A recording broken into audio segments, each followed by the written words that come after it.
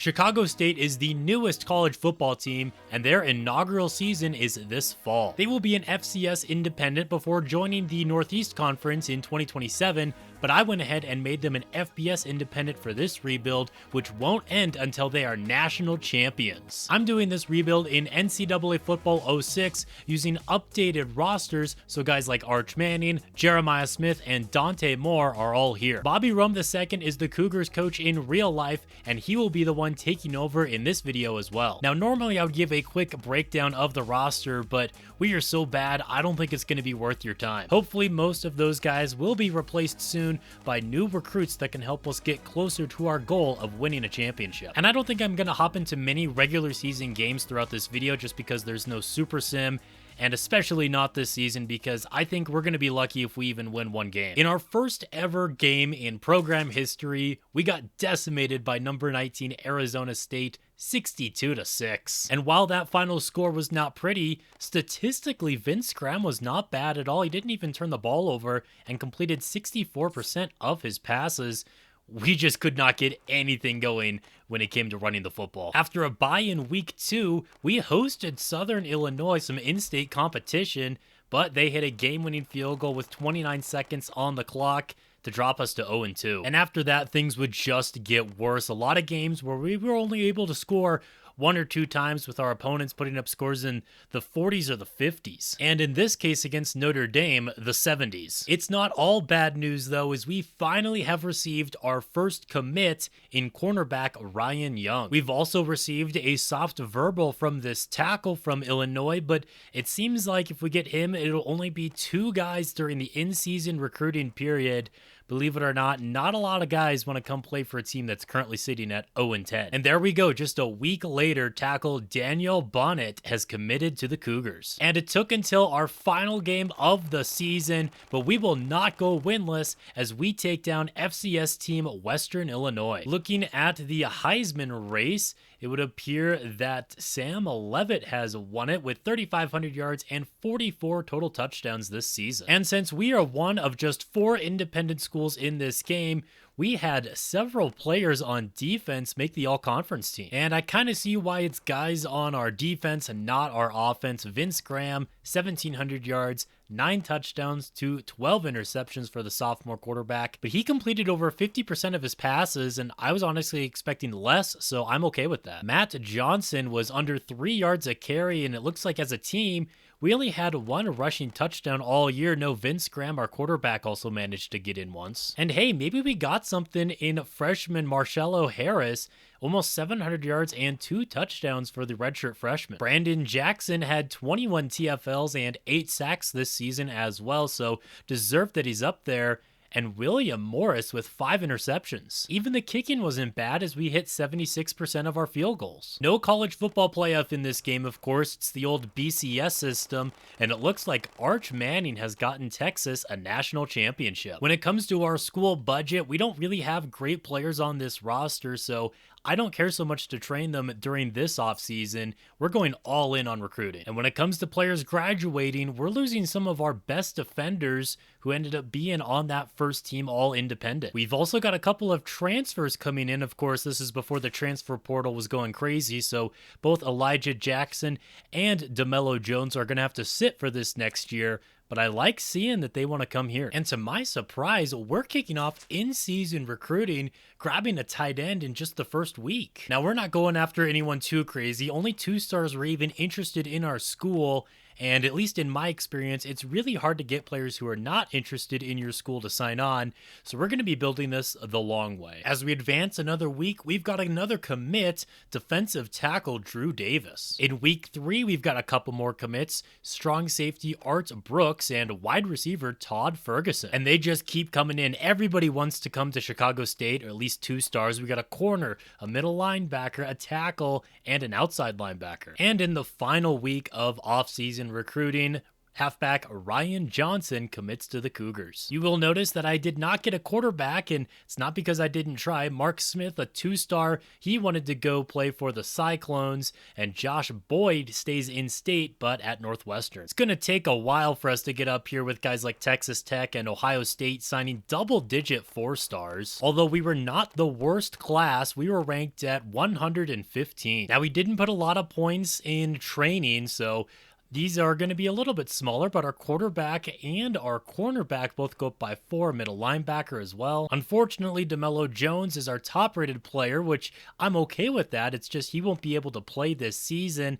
Elijah Jackson, our highest rated player who's actually going to be able to play, but the drop off after that is really far. Although I guess that's actually not fair because it didn't show all of the freshmen we have on our roster. So we do have more players above a 70 or right at a 70 overall and in the 60s, which is almost respectable. Looking to improve on our 1-11 record from a season ago, we're going to simulate now against our rivals in Northern Illinois, and yeah, we're still a ways off. Here's a look at my recruiting board going into the season now, going after some quarterbacks. I want to make sure we get at least one. This right guard, we're recruiting mostly locally inside of Illinois and Indiana, going after another quarterback, a cornerback. This other quarterback not very interested in us, so I decided not to put points into him. I'm hoping we can probably get 3 or 4 players to commit to us during this in-season period. Our matchup against the Hoosiers did not go very well for us. They, of course, are ranked pretty highly. They're a good team. Mendoza, of course, gone to the Raiders now. And while we didn't score any points, we only lost by 34. They didn't put up 70 on us. And while I'm here, I just want to say I love the Sports Illustrated magazine that is in this game with the cover with players on it showing you what has happened. The Gators surprised by Southern Miss. And I also just love the player models on the side here when it comes to the Heisman race. I know that the current game has basically the same stuff. It's got the storylines, it's got the Heisman race, but I just love how it feels in this game. Anyway, moving on in our season, Western Illinois falls to us again. It's the only team we've ever defeated, but hey, a win is a win. And we've got to take those wins when we can because it's been ugly ever since then. Vince Graham has even gotten himself benched, 2 touchdowns to 10 interceptions.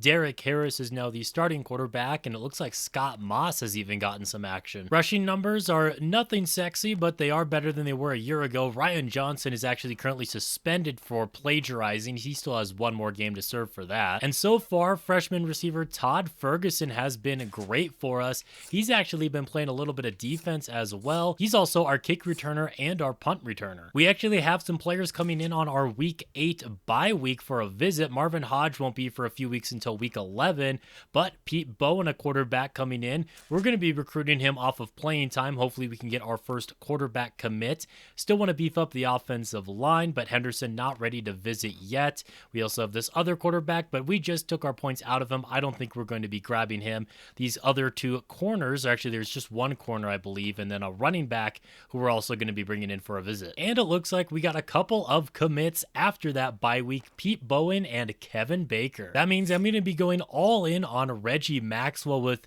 most of the rest of our points, although I think having another quarterback in Marvin Hodge could be good. But now that we've gotten to our bye week when he was supposed to visit us, I guess he didn't like that Bowen has committed because now Marvin Hodge is a Michigan Wolverine. We have once again finished our season 1-11, so not really any better than a year ago. Although it did seem like we lost by less points and scored more. Derek Harris even had 1 more touchdown than interception and almost completed 60% of his passes. It was a very underwhelming season for Ryan Johnson, just 1 touchdown on 333 yards. Matt Johnson had over 200 yards and 3 scores with the exact same average. Todd Ferguson had 97 receptions, 1,000 yards, and 4 touchdowns. And remember, he was going both ways. Looks like he forced a fumble on defense and deflected 5 passes. He also played special teams. He had 1,000 kick return yards and 186 punt return yards. Defensively, freshman linebacker Brad Vaughn led us in tackles, and the other freshman linebacker Lance Reed up there with him.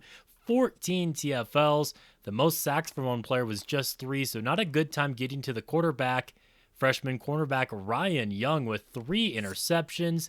and then our kicking about the same. I think we attempted the same amount, just missed one more. Now on the national stage, especially when it comes to the Heisman Trophy, Hawaii's quarterback is able to walk away with the award. Wow. He's just a sophomore too, and look at the numbers he put up as a freshman. He's just playing at a crazy level right now. Meanwhile, in the national championship, Notre Dame destroys Florida. DJ Lagway did not transfer to Baylor in this universe. It also helps that Jeremiah Love has not declared for the NFL draft yet, so Notre Dame dominates to get another championship. Going into year 3, we're going to put a little bit more points in training, but still have a heavy emphasis on recruiting. Only a few impactful players are going to be graduating from the program, Derek Harris being one of them, but we've got our new quarterback of the future in the building now. Some other big players are headed towards the NFL, like Arch Manning, Kevin Jennings, Dylan Raiola, and DJ Lagway. We've got some more incoming transfers this year. Daniel Hill, a running back, never got any playing time at Bama,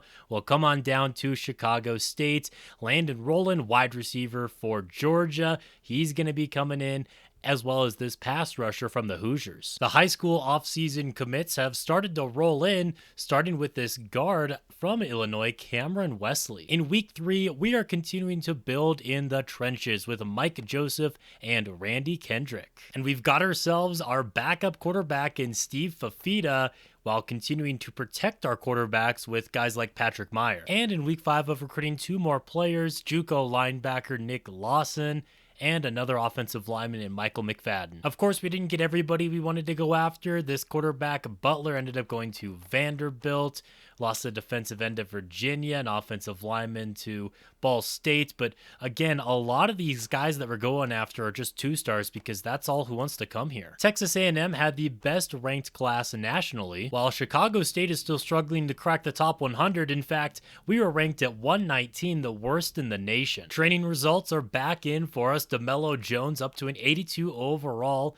and wide receiver Landon Rowland up to an 82, but I don't believe he'll be able to play this season. We got a couple other players in that 80 overall range, so even though our recruiting class was ranked very low, I think we're going to be a lot better this season. I don't think we'll win a bowl or even make it to one, but win more than one game. That's my goal. For the first time in this video as well, I'm going to be using the red shirts on our backup quarterback, Steve Fafita. I just haven't had a reason to redshirt anybody up to this point. And you know what? Let's get a little bit of gameplay going against Illinois State. It also gives me a chance to show off these uniforms, which I believe are going to be pretty accurate from what I could find online at least. We got a blackout and a whiteout, but we're just going to be rocking our default teal jerseys for this game. Even though Illinois State is an FCS program, this is a chance for us to get a win against somebody who's not Western. And getting a 3-and-out there against the Redbirds was a good way to start off this game. Elijah Jackson going down in the backfield on that play was not my favorite. Here he goes forward. That's going to set up a 3rd down and manageable now. Bowen, his first collegiate pass is off the mark, which means we're just going to be trading 3-and-outs here with Illinois State. Decent punt right here. Our punter's not a very high overall, but he's in danger of giving up a big return here. Number 4 gets past the line of scrimmage. That's going to give the Redbirds some very favorable field positioning now, and the tight end picks up a few. 2nd down and short after that completion there. The running back getting tricky, throws into coverage. 3rd down and 2 now. They're going to hand it off to the running back, stuffed at the line of scrimmage. Redbirds keeping the offense on the field, running the football yet again. And we push him over the line. Come on. We really shouldn't be surprised if this ends up being a close game because we're about the equivalent of an FCS school even still. One thing I do remember from my Montana State dynasty on this game is kick returns and punt returns can be very explosive, much more so than Madden. And that kick return is going to set us up on their side of the field already. Here goes Jackson. I think we're going to be giving him the football early and often in this one. He sets up a 3rd down and 1, and we're going to be going to him through the air here, converting the 3rd down. We're trying to make things nice and easy for our freshman quarterback, Pete Bowen, setting up the wide receiver screen right here, but the blocking was very poor. We're going to be looking for Ferguson yet again, and how about we just go back to Jackson? That's going to make it 3 straight completions now for the freshman quarterback, looking for his 4th here. Ferguson makes the diving grab. Going back to the ground game now with Jackson. He's going to bounce this one to the outside. He might have the angle right here, but I was unable to keep him in bounds, so that's just going to go down as a pickup of 6. Goal goal to go now for the Cougars. It's going to be a toss play. Jackson gets in untouched for our first points of the season. Illinois State would get the football back, and number 5 is getting in space. There's a reason he's an impact player for him. He's been killing us on the ground so far today, and they just keep feeding him, picking up another first down. In a goal to go situation now, number 5 gets the carry, and he's going to get in untouched for his second touchdown of the evening. Let's see if we can get another big return here on the ensuing kickoff following some blockers. Nice spin move. DeMello Jones, his speed getting into open space down the right sideline, and I don't think the Redbirds are going to catch him. We're tying this game up at 14. Kick returns are definitely still as cracked as I remember them being all those years ago when I last played. Now they've got number 5 out in the slot. I bet they want to throw it to him. No, they throw it into coverage. And I'm glad this year was not a flag for unnecessary roughness. Impact running back is back in the backfield. Of course, they're going to give it to him, and we just can't tackle. He's already over the century mark. They might be able to get into field goal range without even having to throw. And when they do throw like they did there, it was nearly intercepted. Now their quarterback testing the one-on-one coverage. 4 makes a great play. We're having a tough time getting any sort of pressure whatsoever. The fullback is gashing us. 3 yards away from pay dirt, now giving it to the fullback again, and he crosses the plane. We still have over a minute to work our way into field goal range if we want to, and Jackson gets 9. No timeout burnt for us there. Bowen, he's going to rush out to us right for the first time in his career. Big run by the freshman. This has been an offensive shootout so far today. Ferguson gets open, but the pass is tipped. He nearly catches it off of it. That was a pretty tight window that Bowen was trying to fit that into. Now firing over the middle. Chambers can't quite get the first down. I don't think we're in field goal range for our kicker, so I'm keeping the offense on the field. Ferguson converts. I think we are in field goal range now if we wanted to be, but we want bigger plays than that. Ferguson gets into the end zone for his first score of the season. It was not the prettiest spiral in the world, but that is going to be Bowen's first career touchdown. We're going to get the football to open up the second half of play. We're going to go back to the ground game here with Elijah Jackson. That's a nice spin to get him into space. The Redbirds can't tackle. That's another spin move. This is absurd. Illinois State has been moving the football down the field very well, though, as they're looking for a response, but Ryan Young gets the interception. The sophomore working his way down the right sideline. I don't think a single Illinois State player is going to catch him. That's going to be an 87-yard pick 6. On the ensuing Redbird drive, Illinois State looking for a 4th down conversion right here as they look to respond. Jones comes away with the pick. That hurts our field positioning, but it helps our stats. Looking to take advantage of the turnover now. Nice spin just out of nowhere, but it gets him out to the right side.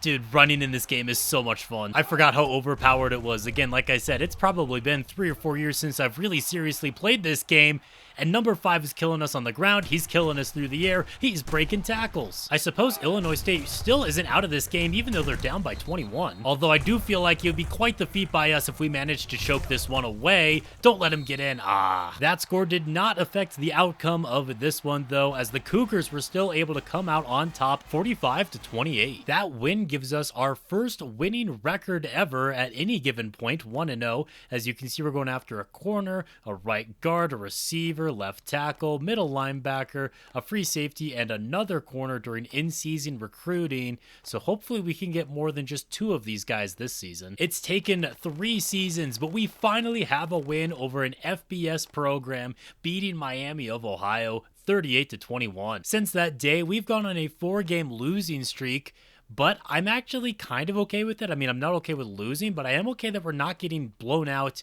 48-3. We're actually scoring multiple times in all of these games as we hit a week 8 bye. That's a big day for us because we've got 3 players coming in for recruiting visits, a lot of them being on defense as we're really trying to shore things up. And that was a very successful bye week as we got both corners and the linebacker to commit. That might be all we get during in-season recruiting, though. I had 4 players supposed to come in on a week 13 bye to come visit. 3 of them have already committed, though, which means only Aaron Hayes is left available. I really thought we were about to bring in a 6-man class here during the in-season recruiting, Instead, it's once again just 2. Actually, I guess it's 3, so that's still bigger, but the fact that we didn't get anybody after these 3 is still disappointing. Our third year as a program was also disappointing, going 2-10, although that does double the amount of wins we had in total throughout our entire program's history. Julian Sayin had a good year for Ohio State,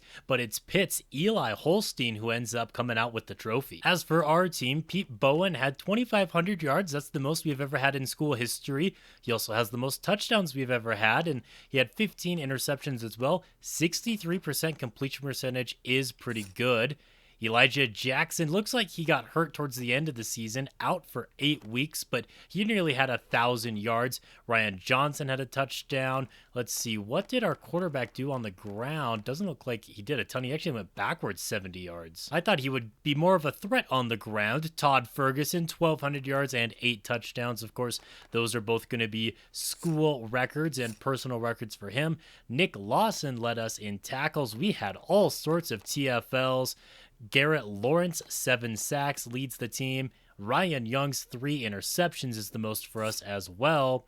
And our kicker having his worst year as a senior. Notre Dame has gone back-to-back as national champions, taking down Texas Tech in quite the shootout. 6 touchdowns thrown by Hammond, but they still come out with the loss. As we head into year 4, I'm going to take a couple points out of discipline and put them into training, trying to develop the guys that we've recruited the past couple of years. We've also got to say goodbye to some of our better players, especially Elijah Jackson, the transfer running back, only got 1 season with us before having to hang up the cleats. We've got another transfer coming in, John Stevens from Northwestern. He's staying in state and he'll probably be starting for us after next year. Off-season recruiting has begun, and we're going to start by picking up a kicker in John Sanchez. That's a position we needed, so I'm very happy we've filled it.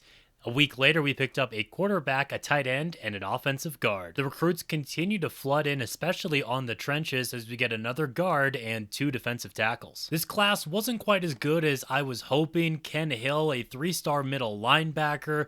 I thought we were going to get him. He ends up going to the Cyclones. There's also this 3-star center who I thought we were going to be able to get. He ends up going to Wisconsin. So just a bunch of 2-stars added in the offseason. We got another defensive tackle and a cornerback in this last week. The Ohio State Buckeyes have the top-rated class in the nation, and an in-state team here in Northwestern is ranked at number 4. And thank goodness we are not ranked dead last. In fact, we have cracked the top 100 with the 94th best class in the nation. Things are slowly but surely getting better. Jay Tyler is a 1-star athlete who we recruited, but if we can put him at the right position, he can be impactful for us, like at defensive end. Looking at training results, a number of players went up by 4 overall, and our senior backup kicker, Michael McPherson, went up 6. I like seeing Pete Bowman up to a 76 overall going into his sophomore year. Daniel Hill is going to be our starting running back this season, up to an 82 overall. Ryan Johnson went up to a 76. Landon Rowland, transfer receiver, did not improve much.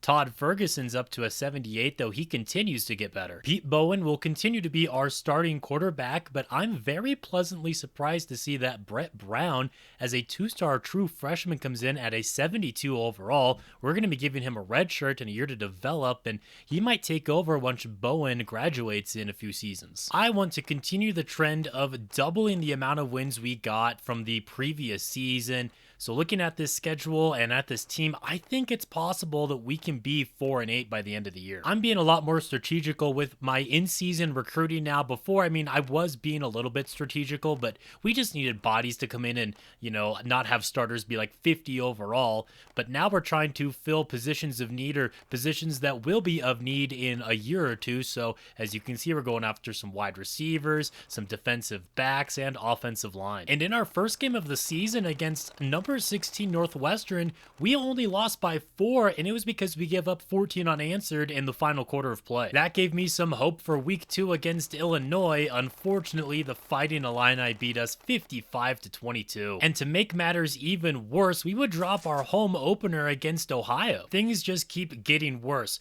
Todd Ferguson has broken a major team rule. It's not even going to tell me what it is, but it says it's worth a 3-game suspension, so we're without one of our best offensive weapons. And without him there, our offense struggled, only putting up 17 points, while our defense gave up 52 to the Black Knights. A week later, our fourth quarter comeback against FAU would fall short by 3 points, and Bowen has been struggling, throwing 3 interceptions. Our run game has been good so far this season though, so we're going to focus a little bit more on that. And it took until game 7, but we are finally in the win column, and we won in front of our home fans against Navy. And as you can see here, running the ball was a big key, especially with Hill going for over 100 yards and 2 scores. Unfortunately, we still have yet to have a winning streak in school history, as Connecticut just absolutely obliterated us 49-21.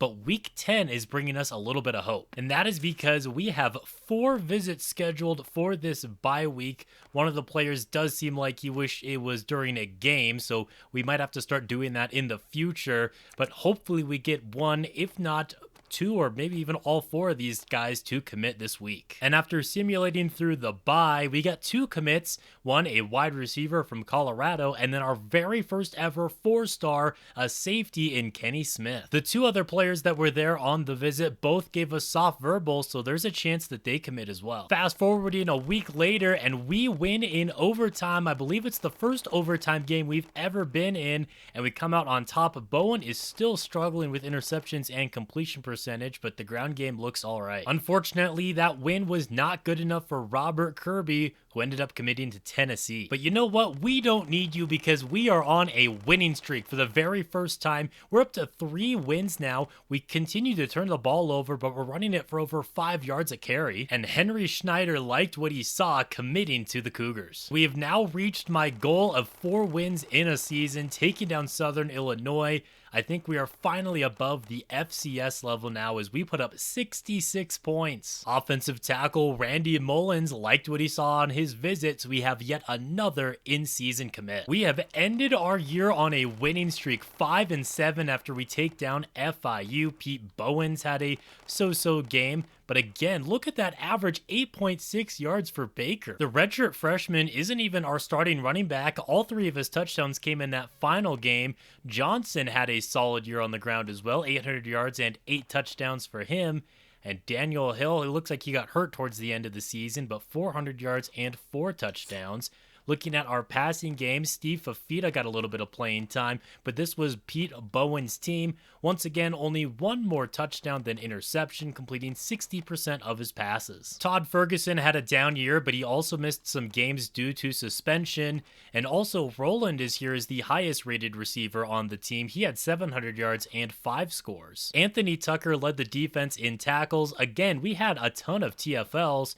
And how about Jay Tyler, 6 sacks, that leads the team. Not bad for a 1-star. And then O'Donnell coming away with 3 interceptions. I also want to shout out our freshman linebacker, Will Fields. Not only did he have 67 tackles, 4 sacks, and 2 forced fumbles, he also was our number 2 tight end this year and hauled in a touchdown there. He's going to be quite the weapon for us on both sides of the football. And look at John Sanchez, only missing 1 kick. Brady Hart is your Heisman Trophy winner this season, but look at Bowling Green. They had a running back, wide receiver, and quarterback all in the top 5 for Heisman finalists. That is absurd. They finished the year as the number 5 team in the nation, going 13-0.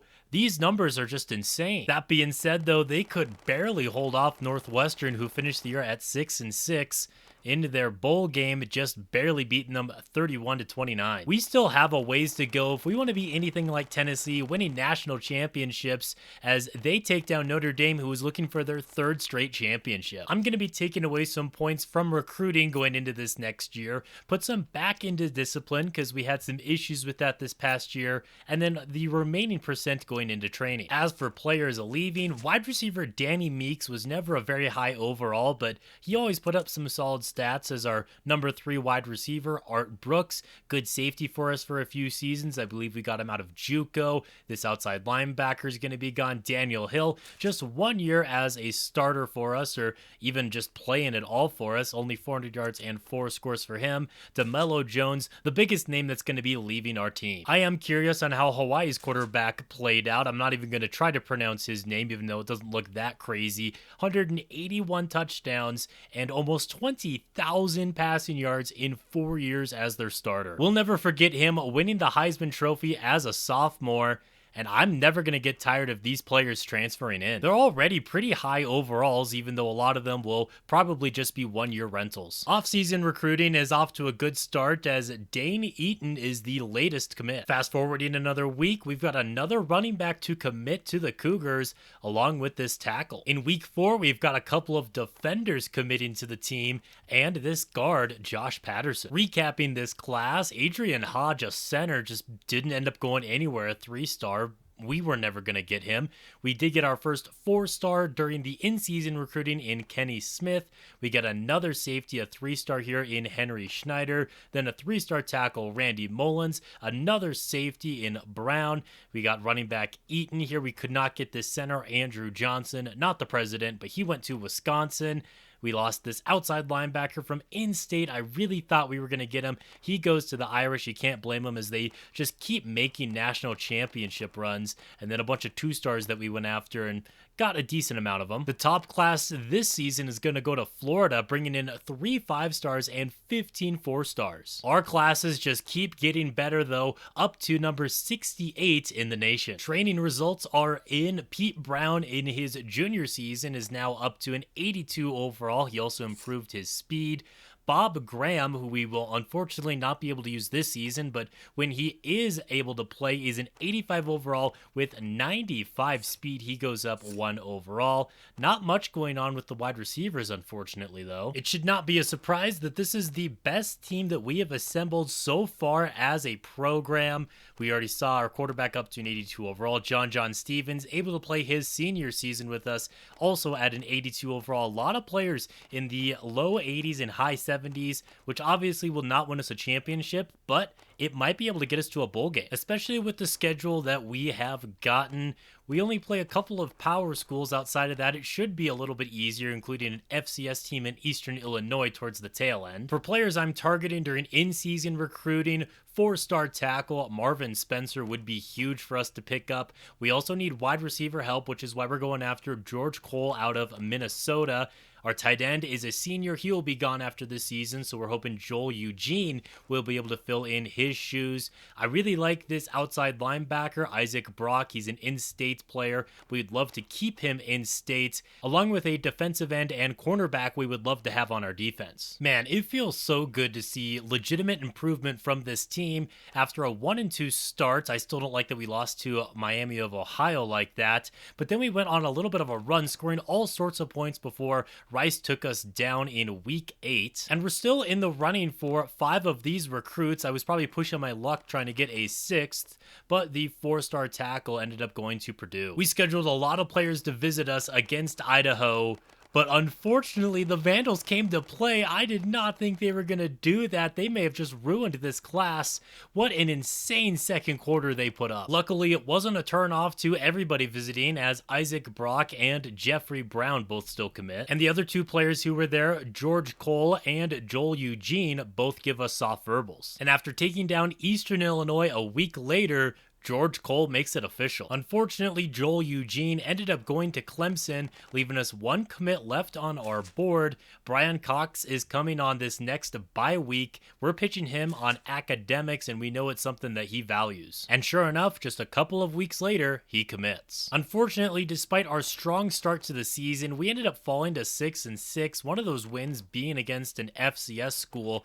I'm not sure if it's going to be enough to get us a bowl bid. And unfortunately, it does not look like it is. I mean, for being 6-6, we were a pretty weak 6-6 team, so yeah, we did not make it. That's going to be my goal for next season, getting to a bowl game. That's when Pete Bowen will be a senior, and wow, he just had his best year. I mean, his first 2 seasons, he barely had more touchdowns than interceptions, but this year, a career high in yards, 29 TDs to only 5 picks, 65% completion percentage, and then on the ground game, Ryan Johnson as a senior, 1,200 yards and 10 touchdowns. Kevin Baker was a solid backup. And of course, when we pass for so many yards, our receivers are going to be going off. Landon Rowland and Todd Ferguson both had 1,100 yards, 24 touchdowns between the two of them. Senior linebacker Lance Reed led us in tackles. He also had 15 TFLs, and he tied for the lead in sacks with 5.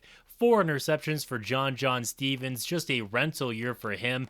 His first and only year for us. We had 9 passes deflected by Will Fields. We forced a good amount of fumbles and recovered a solid number of them as well.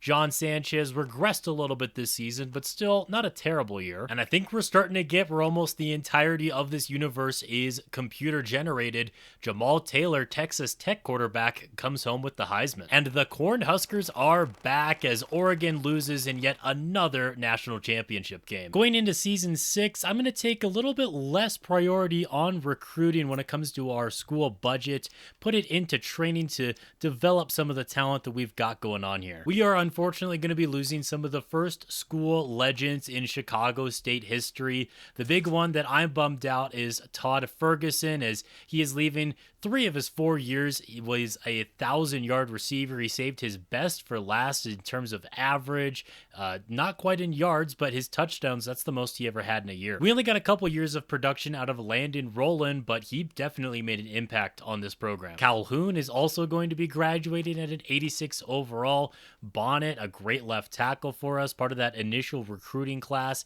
He is going to be gone. John Stevens, just 1 year for him. Lance Reed is gone. This is going to be the biggest hit we've ever taken when it comes to players leaving, and it's just going to continue. I believe we're also losing the last of our real players in this universe, as guys like Keelan Russell are gone. 3 more players are transferring into Chicago State. Sean Sampson, running back out of Alabama. Anthony Cox, a center out of Michigan. And I'm wondering, I can't remember, did I try to recruit this guy earlier? I don't know. I'd have to go back and look. And then also the strong safety, Nate Pollard, out of Indiana. As we get into off-season recruiting, we've brought in our successor to Ferguson in Paul Daniels, at least the hopeful success for him. A couple more players on offense and a defensive tackle. Overall, though, this recruiting class was kind of underwhelming, I feel like. Yeah, we got some 3 stars to come in. I guess probably the most we've had in a single class, a lot of 2 stars. I was just hoping that after a 6-6 season, which is still kind of mid, but the best we've ever had, that more players would be interested in coming here. Ohio State is once again on top of the recruiting class rankings. Indiana, maybe they're making a little bit of a comeback. Meanwhile, our recruiting class, ranked number 68 last year, is now all the way down at 85. Our 2 freshman wide receivers are almost identical, not only in their profile pictures, but their speed is just one off. Strength is the same. Same goes for awareness, agility, acceleration, catching. I think we got duplicates of some sort here. Hopefully that means they both end up being good for us. Most players did not improve like crazy on our team. I mean, Joe Brown improved the most, but he's only up to a 65 overall, so he's not even going to be starting for us. Highest overall players on the team who aren't freshmen, at least, are in the mid-80s. Pete Bowen comes in as an 84 overall as a senior. Bob Graham, his only year for us, he'll be an 86 with Sean Sampson behind him at an 85. Granted, he will not be playing this year because he just transferred in. Like I stated earlier, I would like to make a bowl game this season. I feel like this is obviously our best team that we've had throughout this video, and we might take a little bit of a step back next year, just depending on how things go. I'm trying to make sure we don't fall off too hard, though, assuming that we have a place to fall off from. Going after some 4-star talent here, I might be pushing my luck a little bit, especially at the quarterback position, but he is in state. We're also going after this tackle out of Minnesota, a tight end here who's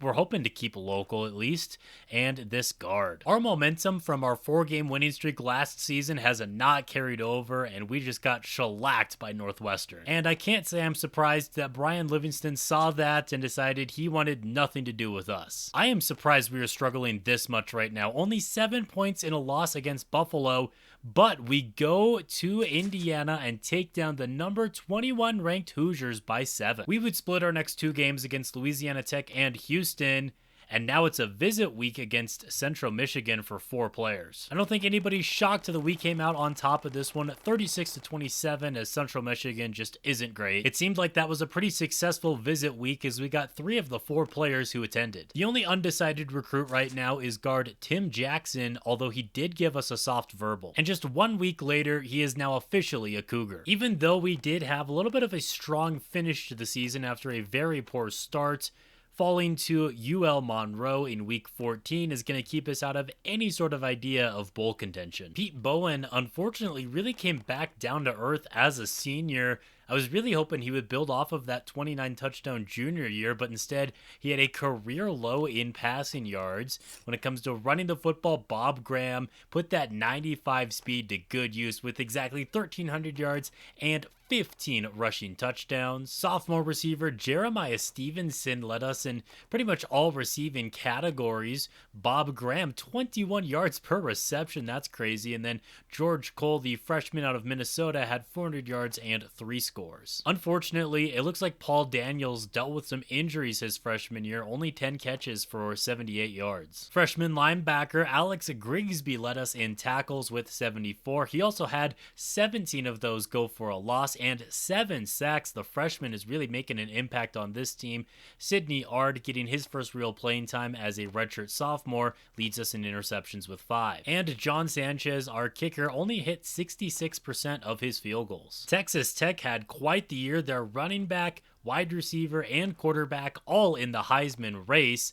Matt Carpenter, he was just waiting for his time to shine, and boy did he. The redshirt senior, first real playing time, throws 47 touchdowns. After a 1-year hiatus, Notre Dame is back in the national championship, taking home their 3rd title in 4 years. Oregon State, of all teams, is the one who was going against them, and after a massive first quarter, they didn't do anything after it and ended up losing by 7. I'm not going to change a whole lot with our school budget going into this next year. Maybe just take a point or 2 from discipline and put it into recruiting. On to players leaving. Bob Graham, great 1-year rental for us.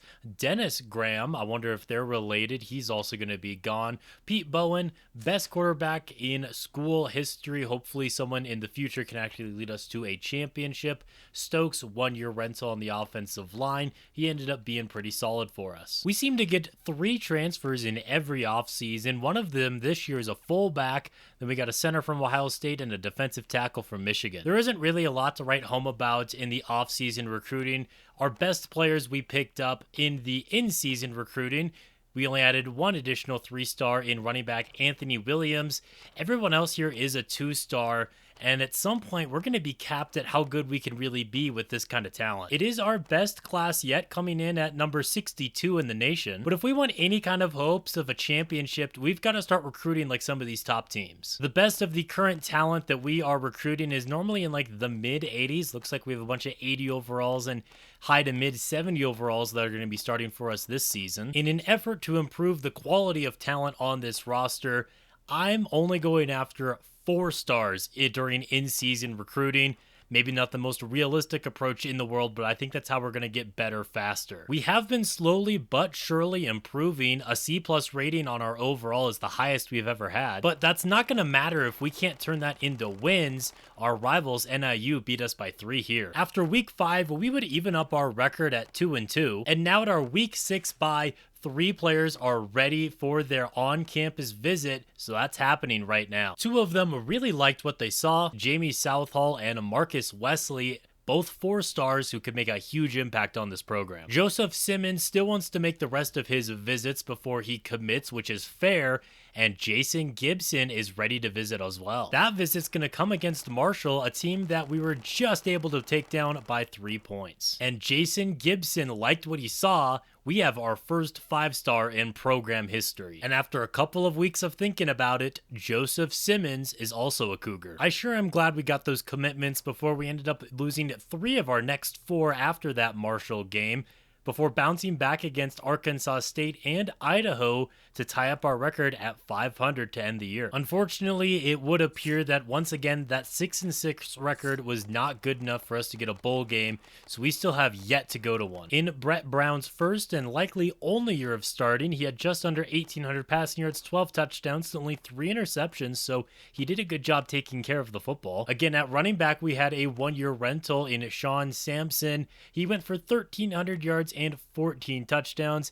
Kevin Baker, his last year for us, he's still a backup, 700 yards and 4 touchdowns for him. Since we didn't pass the ball a lot, our receiving numbers aren't going to stand out too much, but Paul Daniels and Jeremiah Stevenson really shared a lot of the workload, with Vince Hunt getting a little bit of action as well. Once again, Alex Grigsby led the team in tackles, but David Stevens, senior defensive tackle with 15 TFLs and 7 sacks, and then 3 players with 2 interceptions each. Final year for John Sanchez as our kicker, hitting just under 80% of his field goals. Looking at the Heisman Trophy, Louisiana Tech had a heck of a year. Travis Anderson comes in second, only to his quarterback Landon Blake, who almost had 60 total touchdowns. This year in the national championship, Oklahoma was favored, but it was the Buckeyes who won it by 31 points. Considering that it's mostly just 2-stars who want to come here during the in-season recruiting, I'm going to be adding some points into training for the offseason. I think that's going to be a very good balance for us going forward, and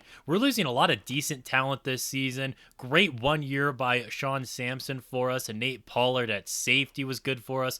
Will Fields only had the 1 season where he played much tight end. From there, he just became an impact linebacker. And shout out to Jay Taylor as well. The 1-star athlete really developed into something good for us. Once again, off-season recruiting was pretty uneventful. Only 1 3-star was even interested. It was actually this quarterback Stephen Bowen, who I guess is not going to be playing college football anywhere. We tried going after some other 3-stars, but looks like they would rather go play for some of these Big Ten schools. And we got a couple of 2-stars, but overall, this was a pretty weak class outside of the in-season recruiting. Ohio State once again has the top class in the nation. Colorado in the top 4 once again, and Northwestern is too. But I think things are on the up and up for the Cougars, as we have a top 50 class now. When it comes to position changes, Ryan Newby was an athlete.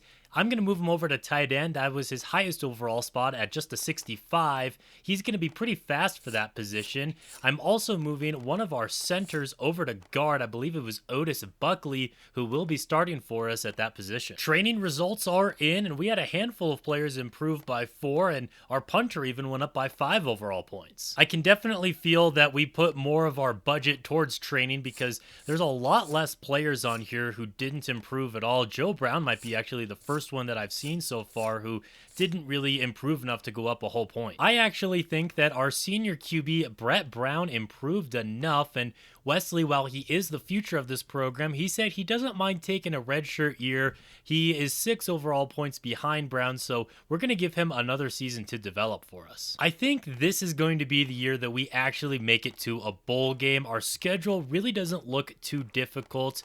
We take on an FCS school in week 11. Honestly, our toughest opponent will probably be against Illinois. I think that's, here in week 12. For in-season recruiting, we're going after a bunch of 4-star players again. This outside linebacker, free safety, right tackle.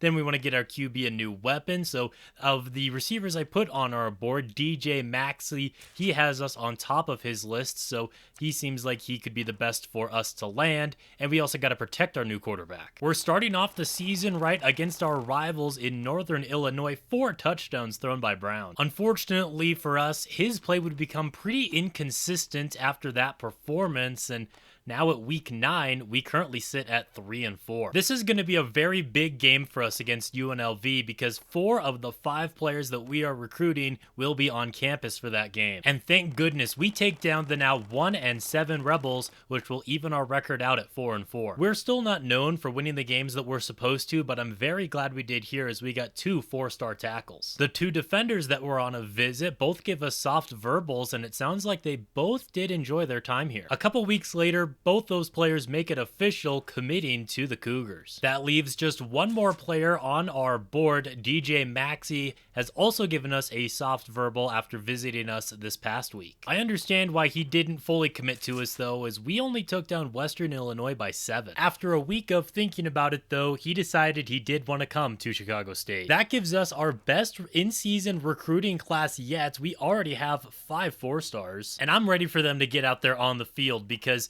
we had an easy game to end our season against 1-8 Middle Tennessee State, and they shut us out. We have had some bad losses in this video, but I think that one hurts the most. I'm pretty sure we would have made a bowl game, but clearly we do not deserve to have one. Statistically, Brett Brown wasn't bad. I mean, 17 touchdowns to 7 picks is nothing crazy. He had a good completion percentage, but I'm so glad that he's going to be gone after this season.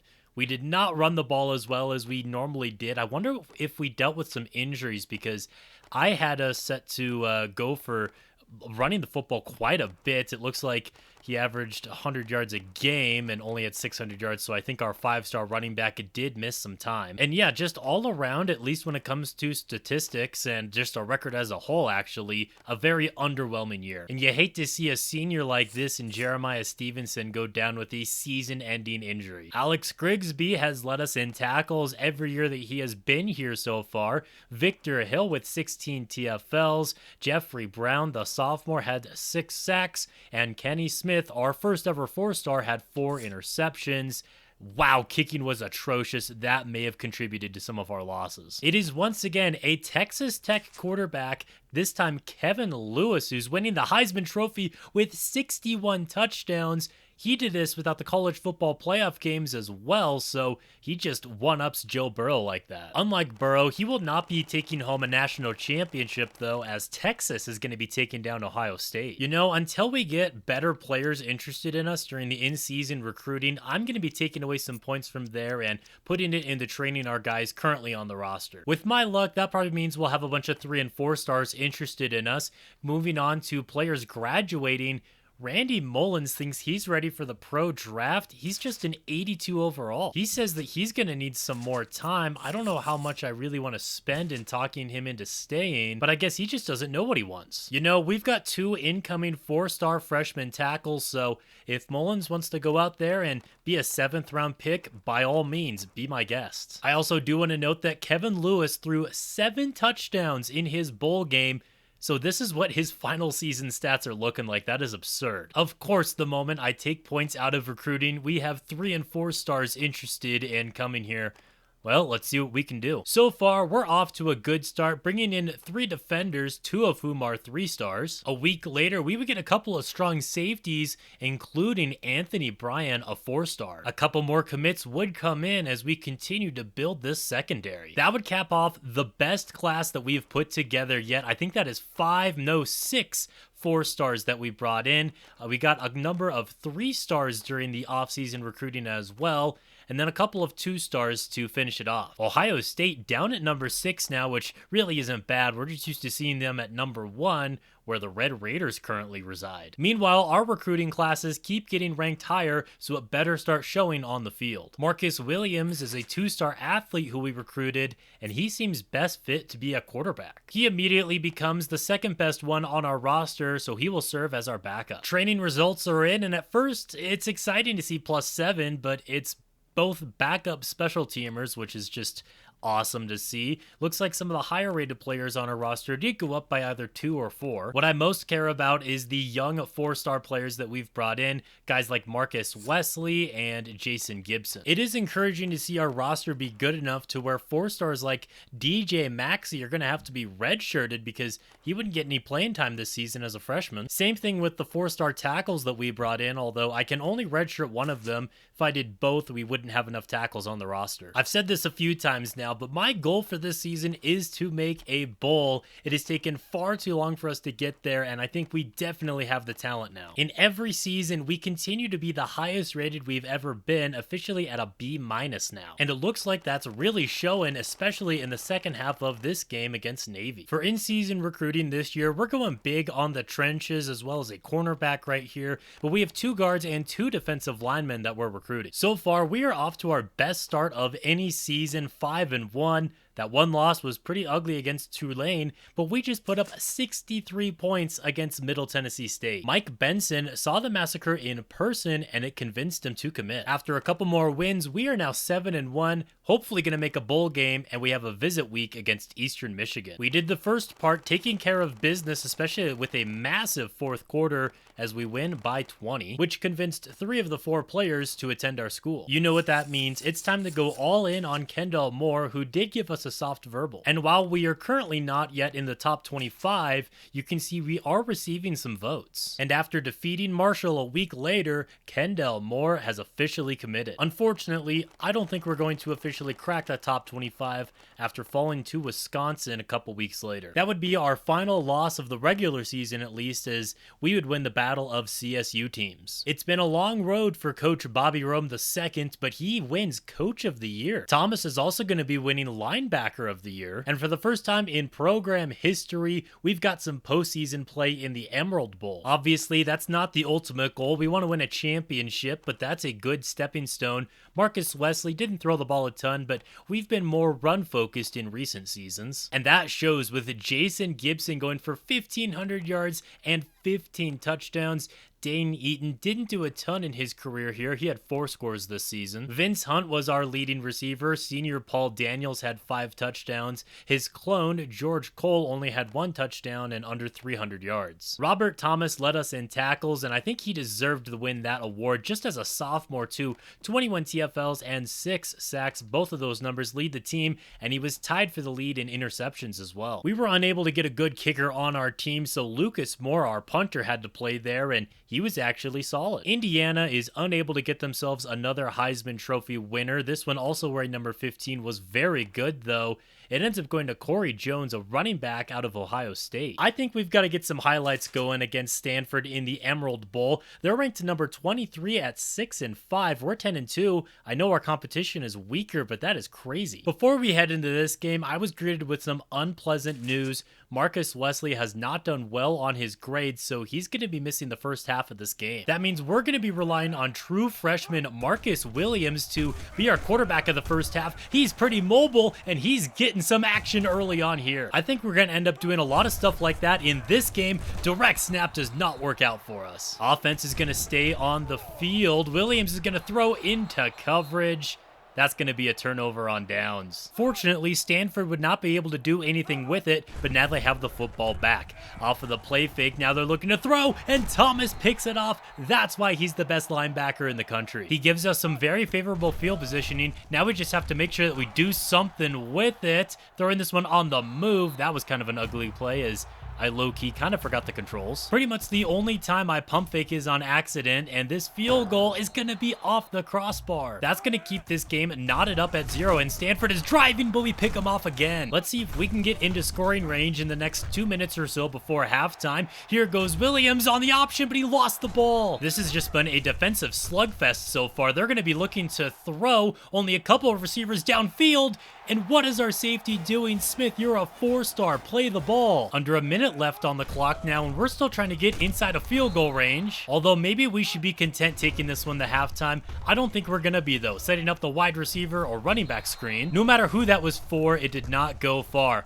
Williams throwing that one on the move. It's going to be caught, and he got brought down by the face mask. Looking for our first 3rd down conversion of the day. Williams is just going to do this one himself. Doesn't pick up a whole lot more, though. Clock continues to tick. We still have 2 timeouts that we have yet to use. That is going to be thrown directly into coverage and picked off. I don't know what Williams was looking at. But hold on, there's a flag on the play. Pass interference on the defense. That's the 2nd time on this short drive that we have gotten bailed out. Williams, what was that? I mean, I know it was not the most beautiful spiral in the world. This guy's an athlete. He's wearing 2 gloves at quarterback.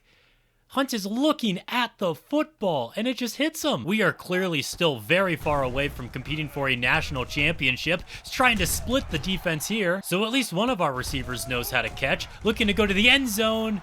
He got hit as he let it go, so it went up into coverage. And this might be a pick 6 to end the half. Come on. Running back. Get him. Oh, I dove too soon. That's going to be a pick 6. That is a tough way to end the half. Luckily, to start the second half of play, our defense would get a stop, and our starting quarterback is back out there throwing dangerous passes. So far in this game, I have been nothing but a hindrance to this team, and that needs to change on 3rd and 7. Looking for the conversion. Nice diving grab by Hunt. Same drive, faced with a 3rd down and 9. Free rusher gets in, and Wesley is dropped. Moore's last field goal attempt hit the crossbar, and this one is wide right. If not for me, this would be at least a 1-score game. We might even have the lead, and there's a 3rd interception. The defense has been locking down. It's just up to the offense to do their part, and this will be a lot closer of a game. Larkin has been the MVP of the offense so far today. We're looking for him again, but he gets blown up on that play. Looking for the conversion here. That was a very tight window he was trying to fit it into. 4th down and 10 now. Offense remains on the field. Look in Larkin's direction again, but once again hit as we let the pass go, and that leads to a 2nd interception on the day. From there, it would just get worse as we would get shut out 27-0. I don't want to talk about it. If we ever want to be contending for a legitimate title, we still have a long ways to go, it feels like. I mean, look at Purdue, though. If they can make it there, I bet we can. As we head into the offseason, we have 2 more players around an 80 overall declaring for the draft. I mean, yes, William Larkin was good when we did manage to complete a pass in that bowl game, but come on, he didn't even have 200 yards this past season. He's only a sophomore in 82. At least someone like Robert Thomas won the Best Linebacker Award. I mean, I guess I could put some points into trying to talk him into staying, but I guess he's heading on to the draft and going on to be a 5th-round pick. I don't even know if I should bother with Larkin here. Even if I put 30 points in, it says his lean is still to leave. I mean, we'll put a couple points in, but I guess he's ready to go undrafted. I wish them nothing but the best, but I really think they could have raised their draft stock if they had stuck around here for 2 more seasons. Only 1 incoming transfer this season. We have a pretty crowded backfield, but at an 87 overall, come on over and be a 1-year rental. Jumping into the offseason recruiting, it's nice to see so many 3-stars interested in coming here. It's only been 2 weeks and we've already got 4 of them to commit. 1 week later, we add another 3-star and a 4-star at defensive tackle. I believe that was the only 4-star I was able to sign. We tried going after Chris Johnson, but the corner ended up going to the Hoosiers, but we got a lot more 3-stars interested in us and signed a bunch more of them, only going down to pick up a couple of 2-stars. Ohio State again is the top class in the nation, and I believe number 28 is the highest we've had yet. One of those 2-star players that we brought in is athlete Marcus Brown, and he converts very nicely to quarterback. In training results, it's about time that the most improved player is actually someone who's going to be a starter for us, as our left tackle is up to an 84 overall. Marcus Wesley only went up 1 point. He's an 85. Singleton will not be playing for us this season. He has to sit out due to transferring. 3 points for Jason Gibson. Well deserved for him. Wide receiver room, not looking too crazy at the moment. It appears as though I did not plan successfully in this wide receiver room, as pretty much everyone here is a freshman outside of Hunt. DJ Maxey is the only one here who's not a walk-on as a freshman, so that is unfortunate. Hopefully it does not lead to issues too big. Marcus Brown, the freshman QB, I'm going to be giving him a red shirt, alongside a freshman offensive lineman, and a lot of players on our defensive line because we have a lot of those right now, and middle linebackers. It took a long time, but we have finally reached our goal of making it to a bowl game, that being a mini goal, obviously. Our big goal is to win the whole thing, and we're hoping that we just keep getting closer and closer to that. I'm going heavy on addressing that wide receiver issue for in-season recruiting. We're going after 3 of them here, as you can see. Jake Macklin at the bottom of our screen there. Also going for a tight end because we got to get weapons for our quarterback. That's something that I have not done a great job of. So far, this has been our best season, taking out teams like Notre Dame, who have really fallen off. They went to 4 straight championship games at one point, I think, or maybe it was 3 and 4 years, something like that. Now we have a visit week against Central Michigan. It is only for 1 player, though. These pass catchers are not ready to come in, but this free safety is. And luckily, we were not upset in front of him. We dominated Central Michigan. We're finally starting to win games that we should. That performance was enough for Marcus to commit to the school. Something I've been dealing with a lot off camera too is Marcus Wesley. He keeps getting suspended. His player discipline is at an A, but he just keeps missing practices and cheating on tests. I think he's the player I've had to discipline the most throughout this video. And unfortunately, without him, we're falling to 1-win Mississippi State. I suppose they are still an SEC school. We've got 3 wide receivers visiting on this next week, so hopefully this game doesn't have something like College Football 26 or 27 does, where if you have multiple guys at the same positions, they don't really like that. I don't think this game has something like that. In fact, I'm hoping that it actually boosts their chemistry, since if they all do commit, they'll all be working together quite a bit, and we do come out on top against Connecticut. Even though we came out on top of that game, none of the wide receivers made it official, so maybe getting them all at once was a mistake. Doesn't look like that ended up being an issue for Michael Parker, though, who commits a week later. I guess Eric Murphy wasn't a fan of it, though, as he goes to Ohio State. Can't blame him. The Buckeyes are one of the best wide receiver universities out there, but that's why we put so many wide receivers on our board. We just wanted to get a few. After fast forwarding another week, Jake Macklin commits, so we got another wide receiver. Unfortunately, he would be the last player we would sign in-season recruiting, as the tight end we wanted is gone to Maryland. I think part of the reason he wanted nothing to do with us is we lost to two teams that ended the season with losing records down the stretch. And somehow, with an 8-4 record, we are not making it to a bowl game. I mean, Pitt went 6-5, so did UNLV. I mean, come on, that is just unfair. I think part of it might have to do with our schedule has been pretty weak in recent seasons, as we're just trying to get wins, but I think we have enough talent on this roster now to where we can actually afford to play better teams instead of just, bad group of 5 teams or bad power teams. Look at this season by Jason Gibson, by the way, 1,600 yards and 13 touchdowns. We still have yet to have a 1,000-yard receiver, with Wesley being the primary starter, so maybe we'll have to go do that in a future season. Although I think it's working really well running the football a lot on the ground. Not a ton of turnovers this season, though. I still really don't like that we were snubbed of a bowl. I don't care if we had a weak schedule. We still went 8-4. Meanwhile, a national championship is still avoiding Oregon. Heading into season 10 now, I think we're still several years away from a championship, but I'm going to be putting more of an emphasis on training. Hopefully that's not something I come to regret. A number of solid players are going to be graduating from the program this season, and our former 5-star running back, Jason Gibson, after 2 very good seasons, is declaring for the NFL draft. I don't think I can really talk him into staying, even if we put in 30 points for him there, so best of luck to him in the pros. I'm especially glad that Maurice Singleton transferred in. He sat out all of last season, but now he can play for the next season, hopefully 2 for us. Anthony Williams is also a solid running back. I believe we had 7 3-stars interested in us for the in-season recruiting. Kevin Nixon was one of them. We could not get another wide receiver to our room, but luckily we did get those 2 during the in-season recruiting.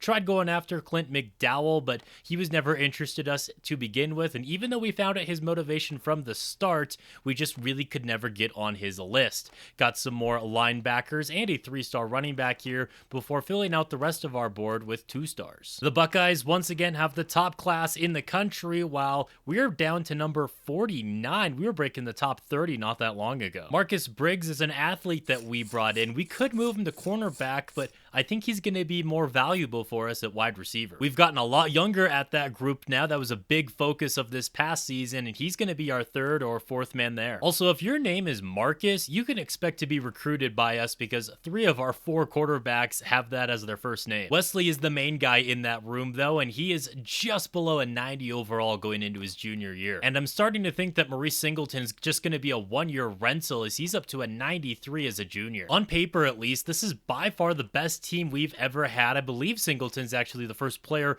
over a 90 overall that we've had. We've got a lot of players in the mid to high 80s as well. I think we could do some damage and crack the top 25 at some point this season. It won't be the easiest thing in the world, though. I'm not scheduling as many easy teams for us to go up against. We're starting the season against number 22 Indiana. Northwestern has had some good moments. Stanford was ranked just a couple of seasons ago, of course, after they took us down in the bowl game. We're also playing Notre Dame, who has really fallen off. We'll see where they're standing come November. As for in-season recruiting, we're going after a guard, a quarterback who we're hoping to keep in state, a right tackle, a left tackle, and a running back. I actually am starting to feel a little bit better about our team. As you can see here on paper, we're rated slightly higher than Indiana, and that showed on the field as we beat them by 14. I don't remember, is this our first win against a ranked opponent? It appears as though it's our second win, as we are 2-6 against them all time. That win made a big impact on the recruits that we're going after, as we can see they very much enjoyed that win. By week 4, we had taken down 2 teams inside of the Big Ten. Unfortunately, it looks like Stanford has our number. Nevada also took us down before we hit a week 8 bye. 2 players were on a visit that day, this guard giving us a soft verbal. Nothing really from Damian Green, although apparently he told us he had an awesome visit. Apparently it was not awesome enough though, as he decided to go to Oklahoma instead. As for the 4 players left on our board, they've all been to campus so far. None have committed, but they've all given us soft verbals. After a week of mulling it over, both of the tackles have now made it official. A week later, we've got another official commit in running back Justin Jackson. Unfortunately, he will be the 3rd and final commit for in-season recruiting, as Darren Mitchell goes to Ohio State. We just aren't as prestigious as what some of these highly recruited players want. This can help with that though, as we travel to South Bend and knock off number 7 Notre Dame in overtime. And for the first time in school history, we are on the cover of Sports Illustrated. A massive upset like that will get you that kind of recognition. It will also get you up to number 23 in the polls, as for the first time, we have cracked the top 25. By the end of the season, we would be up to number 21 with a 10-2 year, where once again, we are going to the Emerald Bowl to face a team from California. As for the Heisman Trophy winner, New Mexico State had a fantastic season. Their quarterback, a big reason for that, throwing 50 touchdowns and taking home the Heisman. Last time we were in this bowl game, we got embarrassed. It's time for some redemption. Last time Chicago State was here 2 seasons ago, they got shut out against the Stanford Cardinal. Now Stanford's biggest rival, Cal, faces Chicago State in the very same bowl game. Can the Cougars win their first one? Singleton has 1,000 yards so far this season, a great year for the transfer running back, and even Lee Corso is picking us. We've got to make him proud, and that can come on 3rd down and 8 here, as Browning's going to be taken down, and the Cougars defense is going to force a 3-and-out. I feel like last time we were in this bowl game, we didn't run the ball enough, so I'm going to try to establish it here. But now I'm remembering why we didn't run the ball a ton. Faced with a 3rd down and long, looking for Briggs, he converts it. Obviously, our goal is to win this bowl game, but if we can at least put up some points unlike last time, I will be satisfied with that. That is a bad time for a drop on 3rd down. It's 4th down and 6, and the offense is remaining on the field. Quick strike's going to be caught by Maxey. Again, we're faced with an uncomfortable 3rd down and long situation. This time 11 yards to go. Over the middle again, but this time our tight end is going to drop it. He's not the most reliable receiving threat. I think this is too far for a field goal, so we're going to be going for it. Now Wesley threw that directly into coverage. Cal will take over on downs. That means we still remain scoreless in the Emerald Bowl through the 2 times that we've played it. The defense has a chance to get a stop on 3rd down and short, though. I think they did it. Yes, they did. We squandered the efforts of our defense against Stanford in our earlier bowl game, so hopefully we can take full advantage of them here. Singleton making a good return. After a penalty and a backwards play, though, we face another 3rd down and long. Testing what I thought was one-on-one coverage. It doesn't matter because Parker still comes down with it. 3rd down and 6, hopefully inside of field goal range now. Pass over the middle is going to be intercepted. Wesley wanted his running back, but the safety read it perfectly. The Bears trying to do something with the football, but they face a 3rd down of their own, floating that one out to the tight end, but the defense knocks it away. Both offenses have had their struggles today. My goal is to go downfield on this drive and score first. That's going to be intercepted, though, and I'm going to be honest, I didn't see him. I think I just threw that too late. I don't think anyone's going to be surprised that the first points of the game come on defense.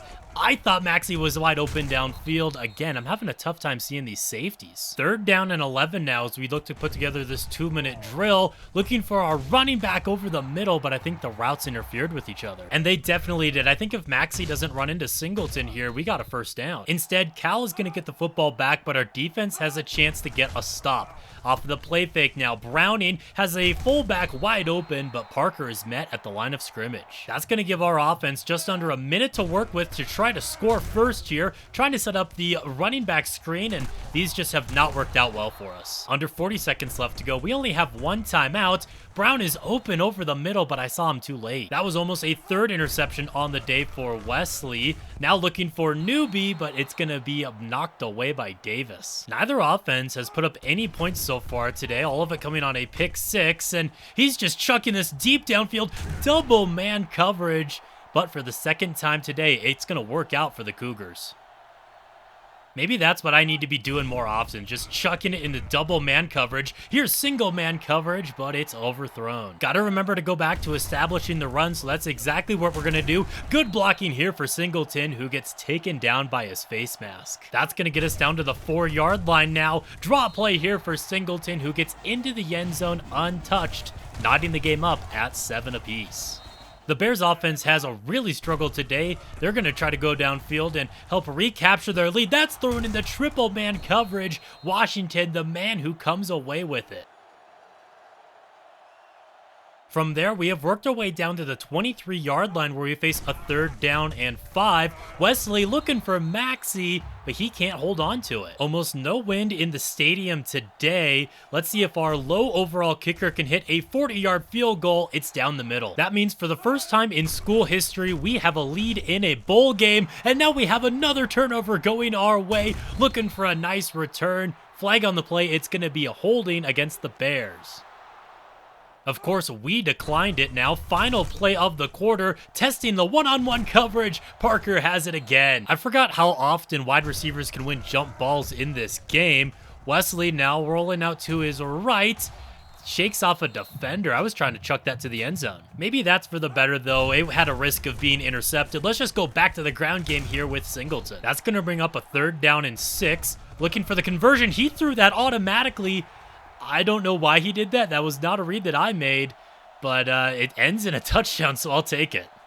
I forgot that this game has some kind of auto pass feature where if you don't take over in the pocket almost immediately, it just decides to throw it for you. I don't think there's any way to turn it off either. Maybe I'm wrong, but I didn't see it anywhere in the settings. I'm not going to complain about it happening to us there. 4th down and long, and it just gets checked down there. That's how Cal's going to lose. We are kind of looking to add salt to the wound for them right now, facing a 3rd down and goal. Wesley has his running back over the middle.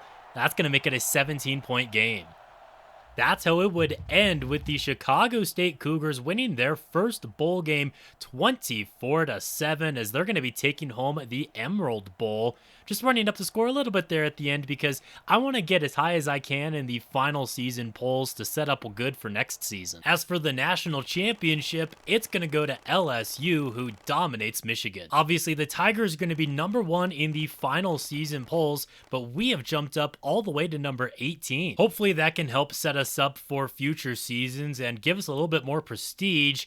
2 players declaring for the NFL draft, Marcus Rogers and Anthony Bryan. Tackle and a safety. I'm not really going to try to convince either of them to go. I am very pleasantly surprised to see that Singleton, our star running back, is not declaring for the draft, though. I was really hoping that by going 11-2 and winning a bowl game, we would draw some more interest from recruits during the offseason, but only a handful of 3-stars are even thinking about coming here. With so few highly talented players interested in us, it's not going to be a surprise that this class is going to be pretty underwhelming.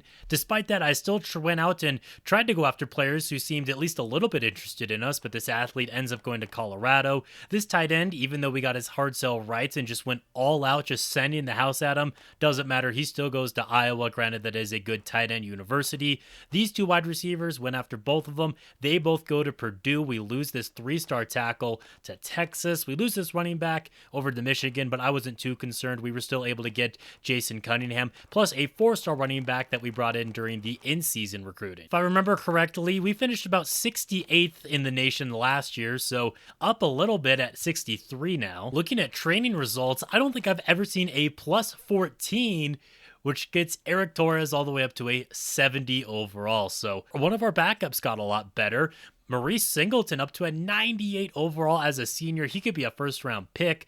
Marcus Wesley's up to a 93. We got a safety that's up to a 90 now, so you'll love to see that. Marcus Brown could be our starter next season after Wesley retires, so good to see him improve. A number of our wide receivers also improved by about 2 until you get to the lower players on the depth chart. It's always the lower players that seem to improve the most, but maybe they just have the most to improve on. Heading into this next season, at least on paper, our roster is looking very good, but some of the best players on top here are seniors, including quarterback Marcus Wesley and running back Maurice Singleton. I am going to change up the playbook a little bit too. We're going to go over to Ohio State, and even though we have a senior quarterback and some good weapons, we also have a very good running back, so we're going to be leaning a little bit more on him, maybe getting a little bit more aggressive too. Our schedule is looking a lot more difficult, probably the most difficult that we've had in program history, with 3 ranked teams on it. The first of them being number 14 Purdue. They've won 8 straight. We've won 7 straight. One of those streaks is going to break here. We were actually favored on paper, as you saw on that previous screen, but I did not think that was going to result in a win like this, where Wesley threw more touchdowns than incomplete passes, and Singleton ran for over 7 yards a carry. I really hope that that big win over the Boilermakers impressed the recruits that we're going after, including a defensive end, quarterback, cornerback, and this tight end. It seems like it impressed the writers over at Sports Illustrated. We're one of the featured stories inside of the magazine this week as we climb to number 21 in the polls. A week later, we would have our home opener against Syracuse, and we put up 52 points on them. Wesley is on another level during his senior season too. 400 yards, 6 touchdowns for him after we started leaning more on the ground game. A week later, we would have our closest game yet against Arkansas State of all schools. 7 more touchdowns by Wesley in this game, which we win in overtime 49-42. Sports Illustrated is just loving the Cougars right now, as we're another featured story inside of the magazine. Despite all those big wins, we're still only number 20 in the nation. I'm not sure how long Marcus Wesley can keep up this level of play, but I mean, he's already matched his touchdown total from a season ago in just a few games. The win streak couldn't last forever though, as we travel to Cincinnati and fall by 7. A week later, Notre Dame would come into town and have a big fourth quarter to remain undefeated as we continue to tumble out of the top 25. But that may be deserved. A week later, we would travel to play Louisiana Tech and get smoked by them 38-21.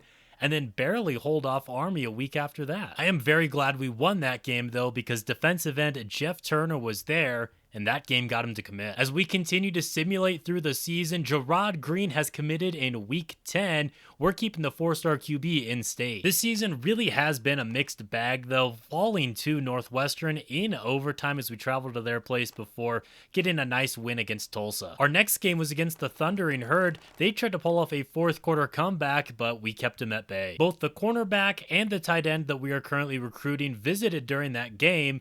Neither made it official, but they did give us some soft verbals. Unfortunately, our season continues to ride like a roller coaster as we get thumped by Wisconsin. A loss that would cost us the cornerback that we were going after as he chooses Purdue. We would end the season on a winning note though, taking down the Hoosiers to finish the year 7-5. That's a good enough season for someone like Adam Holt, who becomes our new tight end. Even though it was a little bit of a down year for us, we still got a bowl game, this one against Wyoming. I'm also just now realizing I don't think I showed the stats from a season ago, so sorry about that. Marcus Wesley is a senior, 3,300 yards, 41 touchdowns to just 5 interceptions. I mean, that's the kind of season that can get you drafted into the NFL, especially at a 95 overall. Marcus Singleton setting a new PR for him, 1,200 yards and 12 touchdowns. When it comes to receiving, even though we had so many passing yards, not a ton of receiving yards, no one over 1,000 yards, but Maxey and Parker, 25 touchdowns between the two of them. Dwayne Wheeler led us in tackles. He had 16 TFLs, 15 for Kendall Moore, 2 guys with 6 sacks on the team, and nobody with multiple interceptions. When it comes to kicking, Terrence Osborne, good riddance to the senior kicker, only hitting 46%. That might have something to do with some of the losses that we have suffered. On paper, this game is one of the easiest that we've had when it comes to bowl games. I mean, it's nice not playing a team from the Pac-10, so I'm just going to go ahead and simulate it, see if we come out on top, and we do by 3 points, kicking a game-winning field goal. I'm surprised Osborne was able to make it, but he's at least able to end his collegiate career with a good moment. Also, for the Heisman Trophy, it ends up going to the Iowa Hawkeyes quarterback, who put up pretty similar numbers to Marcus Wesley. He was probably going up against some much better competition than what we had. Teams kind of like Texas or Tennessee, Longhorns win another championship. With the lack of good talent that we've seen in the offseason recruiting, I'm going to be taking away some more points there, and we're going to be just investing in the players that we currently have on our team and really in a lot of the players that we get during the in-season recruiting. We're losing a lot of good talent this season. We're going to kind of have to reload. I mean, our quarterback, our running back, our top wide receiver is declaring for the draft after a 13 touchdown season. Our top 2 tight ends, a good offensive guard. We haven't gotten a whole lot for transfers recently. Alan Dotson is only going to be a 1-year rental at fullback for us. You know what, why not? The talent interested in the Cougars was a little bit better this offseason. Jonathan Meyer, another 4-star tight end, so we got 2 of them now on the roster. Also went after this 2-star wide receiver, but he just didn't sign anywhere, I guess. We went after, let's see, this quarterback as well, Joe Olson, so he should be a good backup for us. Wide receiver Jason Smith, he ends up going to the Wisconsin Badgers. We got this guard. We got a new punter, William Long. We actually got doubled up on special teams even with Albert Austin at kicker. I might actually switch them around considering that Long is a punter. Might move him over to kicker and then Austin over to punter. Then we got some depth with a 2-star guard. Our classes are beginning to rise up once again, not cracking the top 30, but right at number 50. Although I don't think I'm going to change Long's position. If I move him over to kicker, he's just a 65 overall, down from a 68. And Albert Austin, he's already a 65 overall, and he would still be a 65 overall punter, so I think it'd be better overall for the team to just leave them where they are. Training results are in. We see a number of players going up by 5 or 6 overall, including Julian Scott. Nice to see a young tackle use his red shirt well. Jonathan Washington, highest rated player on the team. Linebackers up to a 95 overall, and Dwayne Wheeler will be right next to him. I think Marcus Brown will be our quarterback this season and possibly even next season. I know we just brought in a 4-star, and the ground game, at least on paper, is not looking as good as maybe what we're used to. We've always seemed to have some good running backs. Parker is up to an 85 overall as well at wide receiver, and Jason Washington, that doesn't matter because he will just be depth for us. I'm very happy to see that Joe Olson comes in at an 80 overall as a true freshman. He's still going to be getting the red shirt though. We're not going easy on the schedule once again this season. It's even harder. 2 top 20 teams in the first couple of weeks. Number 22 Duke in week 6 before a bye, and then taking on number 17 Michigan. They have been very good so far in this save file. And by the time we're playing Kentucky, they're already unranked, off to an 0-1 start to the season. And Chicago State is going to start the year 1-0. We're once again going to be making a playbook change. I want to pass the ball a lot more this season considering we don't have as good of a run game. So we're going to Texas Tech's playbook and leaning more towards the pass. For recruiting right now, we're going after 4 guys. Cornerback Kevin Bain, guard Ryan Butler, another guard Harrington, and then a running back in Eric Brooks. They're all 4 stars, and hopefully they're all impressed with this 2-0 start that we have against Power 5, or maybe in this game it's Power 6 teams. Unfortunately, we would fall by 1 possession in our next 2 games against Notre Dame and Middle Tennessee State. This game against Duke is a good game for us to bounce back with, but first we're going to have to suspend our top corner for the next 2 games. Don't love to see that. I do love to see a big win against a ranked opponent though. Duke goes down 41-27. Seems like the Blue Devils are pretty overrated in this game, just like they are in College Football 26. We got a couple of recruits coming in for a visit, might as well do it on our bye. We're getting a lot more aggressive in our recruiting, going after more 5 stars like Dustin Harrington. A couple weeks later, cornerback Kevin Bain has committed. That's 2 5-stars so far this year. Unfortunately, we did suffer a loss between then and now by 25 points to now number 6 Michigan, but then we bounced back against both Akron and Arkansas State. The other 2 5-stars that are on our board are both coming in for a visit this next week now, and they got to see us put 51 points on the board. Granted, it's against 0-8 Navy, but a win's a win. And even if it wasn't the toughest competition in the world, both Ryan Butler and Eric Brooks were impressed, which means we have brought in 3 5-star recruits and a 4-star running back. Hopefully we can play like we deserve recruits like that against the number 17 SMU. We are rated slightly higher than them on paper, but ultimately we would fall just short. Our final 2 games of the season were split. I was really hoping we could take down Purdue, but the Boilermakers get some revenge from last year. Going 7-5 against the solid schedule, of course, will be getting us another bowl game. This one's up in Detroit against Bowling Green. Just like our bowl game last season, we're just going to go ahead and simulate through this one where we dominate them 45-24. 4 touchdowns and over 400 yards for Marcus Brown, our quarterback. The ground game, not very effective, but we're going to take a look at our season stats to see how effective it really was throughout the year. And yeah, our program has seen better ground attacks. Shane Barnes looks like he got hurt, but still scored 9 touchdowns, which is solid. Justin Jackson, I was hoping that the former, I believe, 4-star, maybe it was a 3-star, would do a little bit better, under 3 yards a carry, and he's just a 74 overall right now, but he is just a freshman, so he's got plenty of time to develop. I also can't be too surprised at the lack of production on the ground game because we put an emphasis on the air raid offense. 3,800 yards, 39 touchdowns for Marcus Brown. He also threw a lot of interceptions. I saw he even had like a 5 interception game earlier this year, so he was putting the ball in the air a lot, which leads to 2 1,000-yard receivers. It's been a while since we've had something like that happen. Look at the sophomore Jake Macklin with 12 touchdowns. How did our freshman tight end do? He did all right with 400 yards and 4 scores. The defense is the anchor of this year's team, though. Wheeler led us in tackles, 25 TFLs from Jonathan Washington. The senior will be missed. His 8 sacks also lead the team, and then Wheeler coming away with 4 interceptions. And Albert Austin at kicker was definitely an upgrade from what we had previously. I feel like we aren't too far off from having someone on this list, or maybe even someone like Paul Brown taking home the Heisman, especially now that we're running the same offense that Texas Tech has. Once our young quarterback Olsen is ready, I think he could be the man who does something like that. Meanwhile, in the national championship, Ohio State just kills Maryland 41-0. Hopefully, when we make it to the national championship game, we won't be embarrassed. To get there, though, we're going to have to replace a lot of elite talent. Look at all these 90-plus overall players, especially on our defense, that are graduating. I love seeing that we're producing NFL talent, and with at least these 3 5-stars that we brought in during the in-season recruiting, I think we've got some more on the way.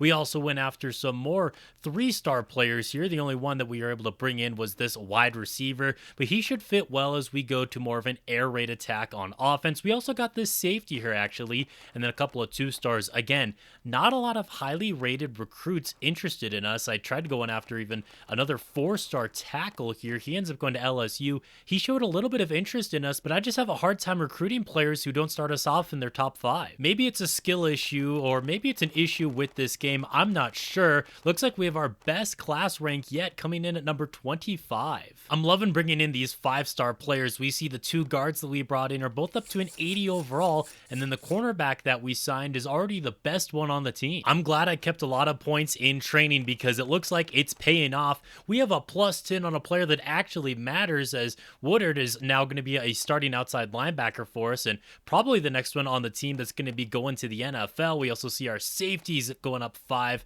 middle linebacker going up 2, our right guard, a breakthrough player, up to a 97 overall. Olsen goes up 4, and I believe he is the future of this program, but Marcus Brown is up to a 92 as a senior. When I recruited him, I was not intending on him to be a long-term starter for us, but he will have another year under center. I also like seeing our redshirted tight end Jonathan Myers up to an 80 overall, so despite Holt being solid his freshman year, he's going to be second string. We've got a pretty loaded wide receiver room right now, so all the freshmen that are there are going to be a redshirted. I'm also redshirting our 2 freshman tight end that we have, some freshman offensive linemen as well. On the defensive side of things, it's just going to be Kevin Bain that we're going to be redshirting, so he will get even better. So the 5-star, another year for development for him.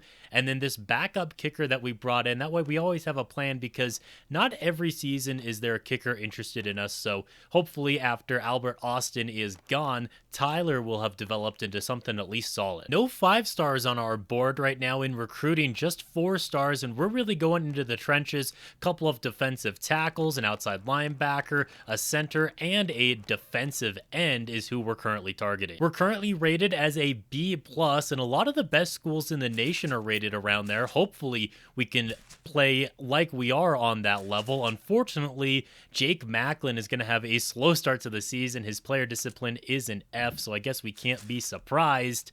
I am surprised that we dominated FSU this much though, 37-10. Our offense would put up even more points in the following weeks, but I'm kind of concerned about this defense giving up 46 and then 57. So even with all the points that we're putting up and remaining undefeated, we're not impressing these defensive recruits. We desperately need these guys though if we want to have a complete team. Halfway through this season, we are still undefeated and finally getting some respect, up to number 21 in the polls. Not only that, but Marcus Brown is second in the Heisman race currently, 2,300 yards, 27 touchdowns to just 6 interceptions, completing 74% of his passes. And while we haven't put up 70 again, the lowest scoring game we've had is 31 points. Can we keep it up against Illinois? Yes, we can in overtime, barely surviving the 1-5 Fighting Illini. That gets us up to number 19 in the polls now, and outside linebacker John Williams is ready to visit, and he will be coming in a couple of weeks against Army. He wanted to see our high-flying offense against Utah, but unfortunately for him,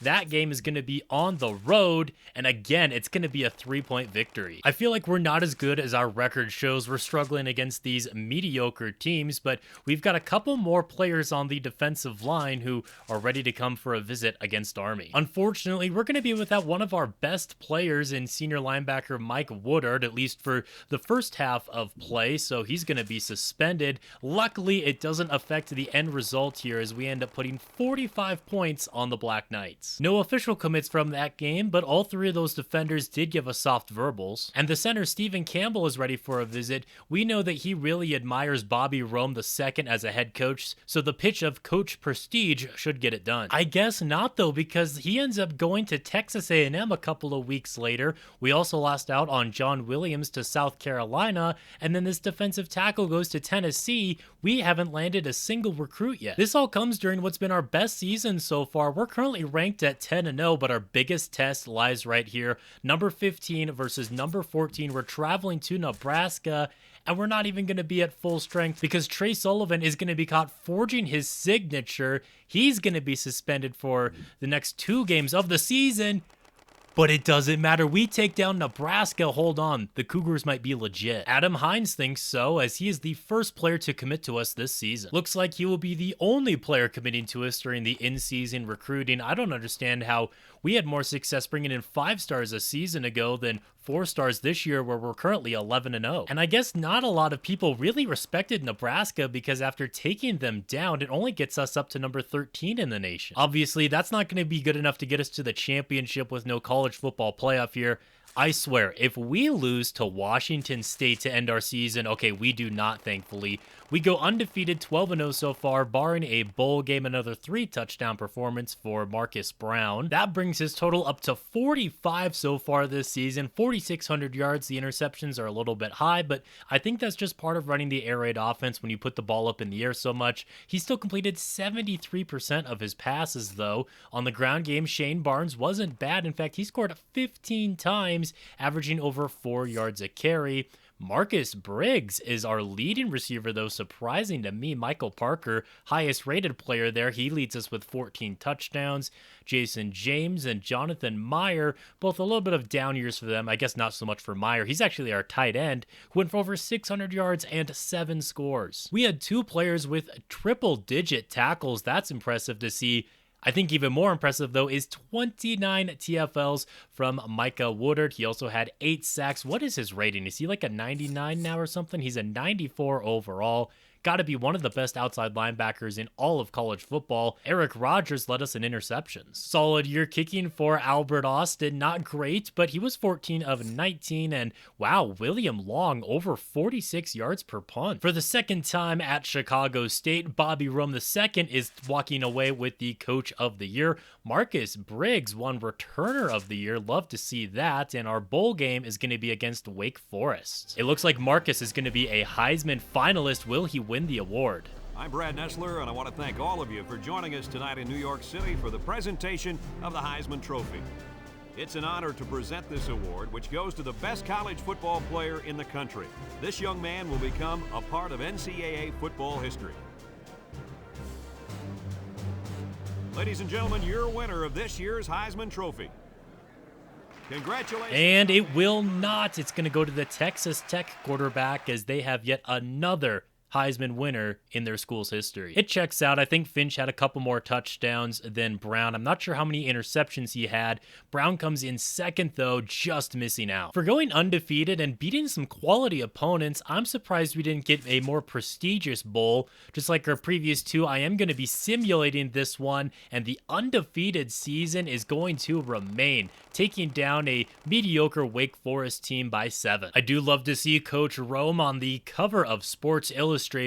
Hopefully he will be there once again, hoisting a national championship trophy in just a couple of years. Even though we were undefeated this season, we were not going to be in the championship, not with Clemson and Texas both going into that game at 12-0, and it's the Tigers who come out on top. I still really want to develop the talent that we currently have on our roster. I want to obviously get to that championship game here in the next couple of seasons, but since we finished the year 13-0, number 6 in the country, I'm going to put some more points into recruiting, hoping that we have some better talent interested in our school. Looks like a couple of juniors on our team will not be developing more in the offseason, as Shane Barnes, our running back, who was just short of 1,000 yards and had 16 touchdowns. I mean, that's all right. He's declaring for the draft alongside Deshaun Carey, this middle linebacker.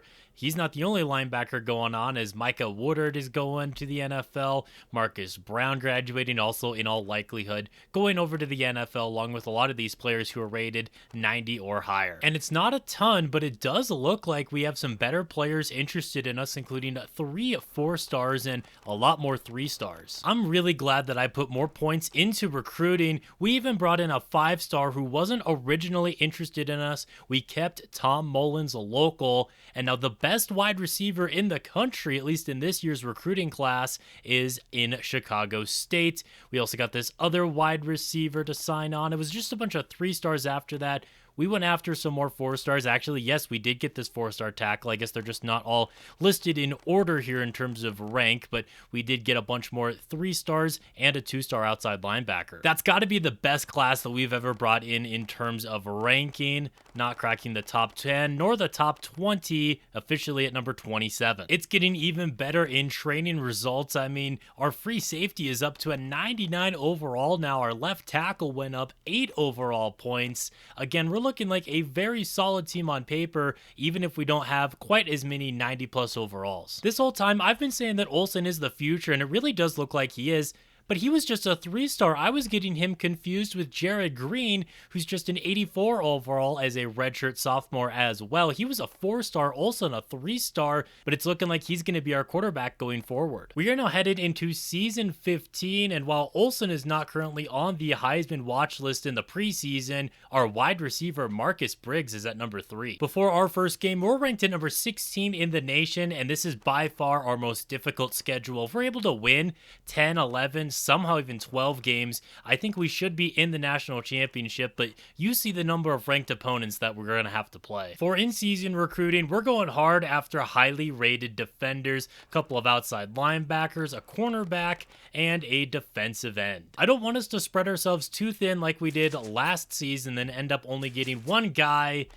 And man, this is not the way we want to start off the season, losing to Northwestern by 7. I went ahead and simulated our second game of the season, and we had a fourth quarter collapse as we fall by 10 to BYU. After an 0-2 start to our season, I was not expecting us to go into Maryland and take down the number 3 team in the country. Don't let that win get your hopes up about this season, though, as we played Colorado the next week and got killed 49-16. Part of our issue could be that Olsen is injured right now. He's going to miss about half of the season. He's also turned the ball over far too often, so the former 4-star Jared Green has his opportunity to shine now. Because of all the turnovers that we've had, though, I am going to tone it down a little bit with the passing game, still preferring it over the running game, but we're not going to be airing it out quite as much. That seemed to help against Boise State. Granted, the Broncos are not very good, starting off their season 0-4, And then after our bye week, we're traveling to play Alabama and then #1 South Carolina. I'm really hoping that does not negatively affect some of these recruits that we're going after. Luckily, we already got one commit in outside linebacker Richard Dixon. Maybe he'll have a future in politics. I think we might have a little bit of a brighter future now after taking down the Crimson Tide. Granted, they're not as dominant in this universe as they were in real life around this time. Looks like South Carolina lost their game, dropping them down to number 8 in the polls. Can we continue their tumble? Well, it's not going to be at full strength, as our starting quarterback, Jared Green, is going to have to be benched for the first half. I'm going to make it only the first quarter. We can't be losing him for that long. Let's continue through, and holy crap. I feel like we're still so far away from a championship, and we've been at this for 15 seasons now. Oh my goodness. And I can't get mad at any of those recruits watching that and then deciding they do not want to be a part of our program. At least we haven't turned everybody off, as Greg Davis, 5-star cornerback from Idaho, commits to the Cougars. That comes after we demolish the Rainbow Warriors of Hawaii. Unfortunately, a week before that, we somehow managed to lose to Tulsa. Now we're playing number 17 Kentucky. If we can pull that win off, it would have been huge. But once again, we're out here collapsing in the fourth quarter, and we might not even make a bowl game. And after falling to a very good Miami team, it's definitely not going to happen. We would finish the year with the win, though, against rivals Northern Illinois, and at least that would get us a 4-star defensive end to commit. I still don't love that we had 70 put on us earlier this season, but at least it was to the quarterback who would end up winning the Heisman Trophy. Maybe in the next year or two, we can have another Heisman finalist, or maybe a Heisman winner. Joel Olsen, he was fine. Maybe interceptions were a little bit high. Same goes for Jared Green. We didn't run the ball a ton, but again, we do seem to be a little bit more pass focused, even with the shift that we had midway through the season. Senior receiver Marcus Briggs, 1,000 yards, 7 scores for him. And then Jake Macklin, just under 1,000 yards and 9 touchdowns. Kevin Nixon led us in tackles with 80. We had a good number of TFLs once again. Not a crazy amount of sacks. Nice to see this cornerback Moat coming away with 4 picks. And when it comes to kicking, that is a not great from Albert Austin, under 60%. I'm really hoping that one day we can end up like the Buckeyes. We just need one championship. They've won several here. I really don't want this to unintentionally turn into a 30-year Dine-Chise rebuild video. I mean, we're already going on to year 16 now, and it feels like we really haven't improved as a team that much over the last couple of seasons. Because we only won 5 games, gonna take a couple points out of recruiting, put those into training, try to develop the guys that we currently have. Going 5-7, I'm not sure what the interest really will be in our program. No one declaring early to go on to the NFL this season, but as always, we're gonna be missing out on some big players now to graduation, including a 99 overall safety. I was unfortunately correct that not a lot of high-rated talent would want to come here, so good thing I took a lot of points out. I still tried going after this defensive end. He showed a little bit of interest in us, but we never cracked his top 5. We did get another defensive end, a 3-star here in Derek Suggs, but that was all we were really able to get, was just 2- and 3-star players. And so I don't even think it needs to be said that our class is going to be much farther down than before, although I'm actually surprised to see we're at number 31, although I guess those 2 5-stars and the 4-star are doing a lot of carrying. I can only hope that all of these training results are going to result in something good on the field, a season better than 5-7. Our schedule once again is going to be pretty difficult. I mean, 3 of the first 4 teams that we play are currently inside of the top 25. Don't want it to be too much of a cupcake schedule, because if we win a lot, of course we want to be respected, but we don't want to make it too difficult. That may have been our flaw from last year. We're currently rated at a B+, so pretty even with the Wolverines right now, but this is going to be the real moment of truth. Are we going to be good this year? And this is promising as we take down Michigan by 3. Hopefully the recruits we're going after like a win like that, going after, again, heavy on defense, a safety, a defensive end, a cornerback, and hopefully our next quarterback, who we're hoping to keep in state. We would just keep chugging along through the season, suffering our first loss to what looks to be a pretty good Northwestern team this season. Unfortunately, in Week 8, we would be upset by BYU. Now against Utah State, it's a visit week for us, which we come out on top of, but only by 3 points, and the Aggies really aren't that good. We had 2 players on a visit for that game, only 1 committed in the defensive end, Greg Johnson. Unfortunately for us, a week later, the cornerback we were going after commits to Ohio State. I can't blame them. They've been winning national championships throughout this rebuild, although we did just take down number 14 Notre Dame. That once again is going to get us on the cover of Sports Illustrated. but not quite enough to convince either the safety or the quarterback to officially commit. A week later, after beating Illinois, the local quarterback commits to us. Unfortunately for us, he would be the final commit as the safety ended up going to Ohio State. We did finish the year 10-2 as we took down Penn State and Wake Forest. Obviously, that kind of season would get us back to a bowl game, this time in Fort Worth, taking on Tulsa. Once again, this is just going to be another bowl game that I'm going to go ahead and simulate. Unfortunately, it looks like our left tackle will not be present for that game. We would still end up being victorious, though, 42-35. Joe Olsen had a great year for us, 4,200 yards, 45 touchdowns to just 14 interceptions, completing 76% of his passes. We also had a great year on the ground with Jason Cunningham, 1,200 yards and 10 touchdowns. It just feels like we've been pretty stagnant over the last few years. Our wins maybe have gone up or down a little bit. We even had an undefeated season, but it is feeling like we're no closer to a championship than we were 5 seasons ago. Maybe we just need to play a more difficult schedule, but it feels like when we do that, we end up losing a lot more games. I mean, that is kind of a no-duh moment. You play harder teams, you're going to lose more often, but I mean, we got to be able to win those games, and it feels like we've kind of capped out how good we can really be. Maybe it's a skill issue on my part. Meanwhile, in the national championship, USC takes down Ohio State. When it comes to players leaving, for the first time in our program's history, we have a player transferring out, this left tackle. He's headed off to Marshall, so I suppose that's okay. This defensive end and our quarterback are both declaring as juniors. I'm actually okay with Olsen leaving, though, because Green is still behind him, and he's rated up to like a 90 overall or something like that. We're also going to be losing our top 2 tackles to graduation, and Cunningham, our running back, who just had a great year. This year's offseason recruiting actually went pretty good. It included us bringing in another 4-star quarterback. He was one of just 2 or 3 4-stars even interested in us, so I had to take a swing at him. I went after some other 4-stars. Of course, they were never really truly interested in us. This tight end also showed interest in us. He ends up going to Georgia Tech, but we already have some good tight ends on the roster. Granted, I believe they're both going into their junior seasons. We also got this wide receiver, Willie Gross, so he should be good for us. Then we got a handful of 3-stars, especially on the offensive line. I almost feel like I'm just kind of limited in players who are just interested in our school, so that's what I've been going after. Colorado actually had the top class in the nation this year. They've been putting together some good teams recently over in the Big 12. We have the number 24 class in the nation. Another year with some solid position changes, a lot of players going up anywhere from 3 to 6 overall. And our best player is our senior left guard at a 96 overall. Jared Green, about to enter his only year as the primary starter for us, is up to a 93 overall. And his best wide receiver is Tom Mullins, the former 5-star, who's up to a 91 as a true junior. Taking a look at some of the highly recruited freshmen on our roster, Fellows and Buckles both come in pretty highly rated. They're both going to be getting redshirted. And I'm going to say if we don't win it in the next few seasons when they are on our roster, I'm just going to consider this a failure. I was expecting it to be more difficult than some of my more recent rebuilds, but the fact that it's gone over 15 years now has been absurd. I'm open to the fact that it's just a skill issue on my end, but at this point, this video has taken me longer to record than any other in the history of my channel. That's including the FCS Imperialism that I did. This might be a little too close for comfort, but at least we're starting the season 1-0. From here on out, I really am just going to be focusing on the in-season recruiting.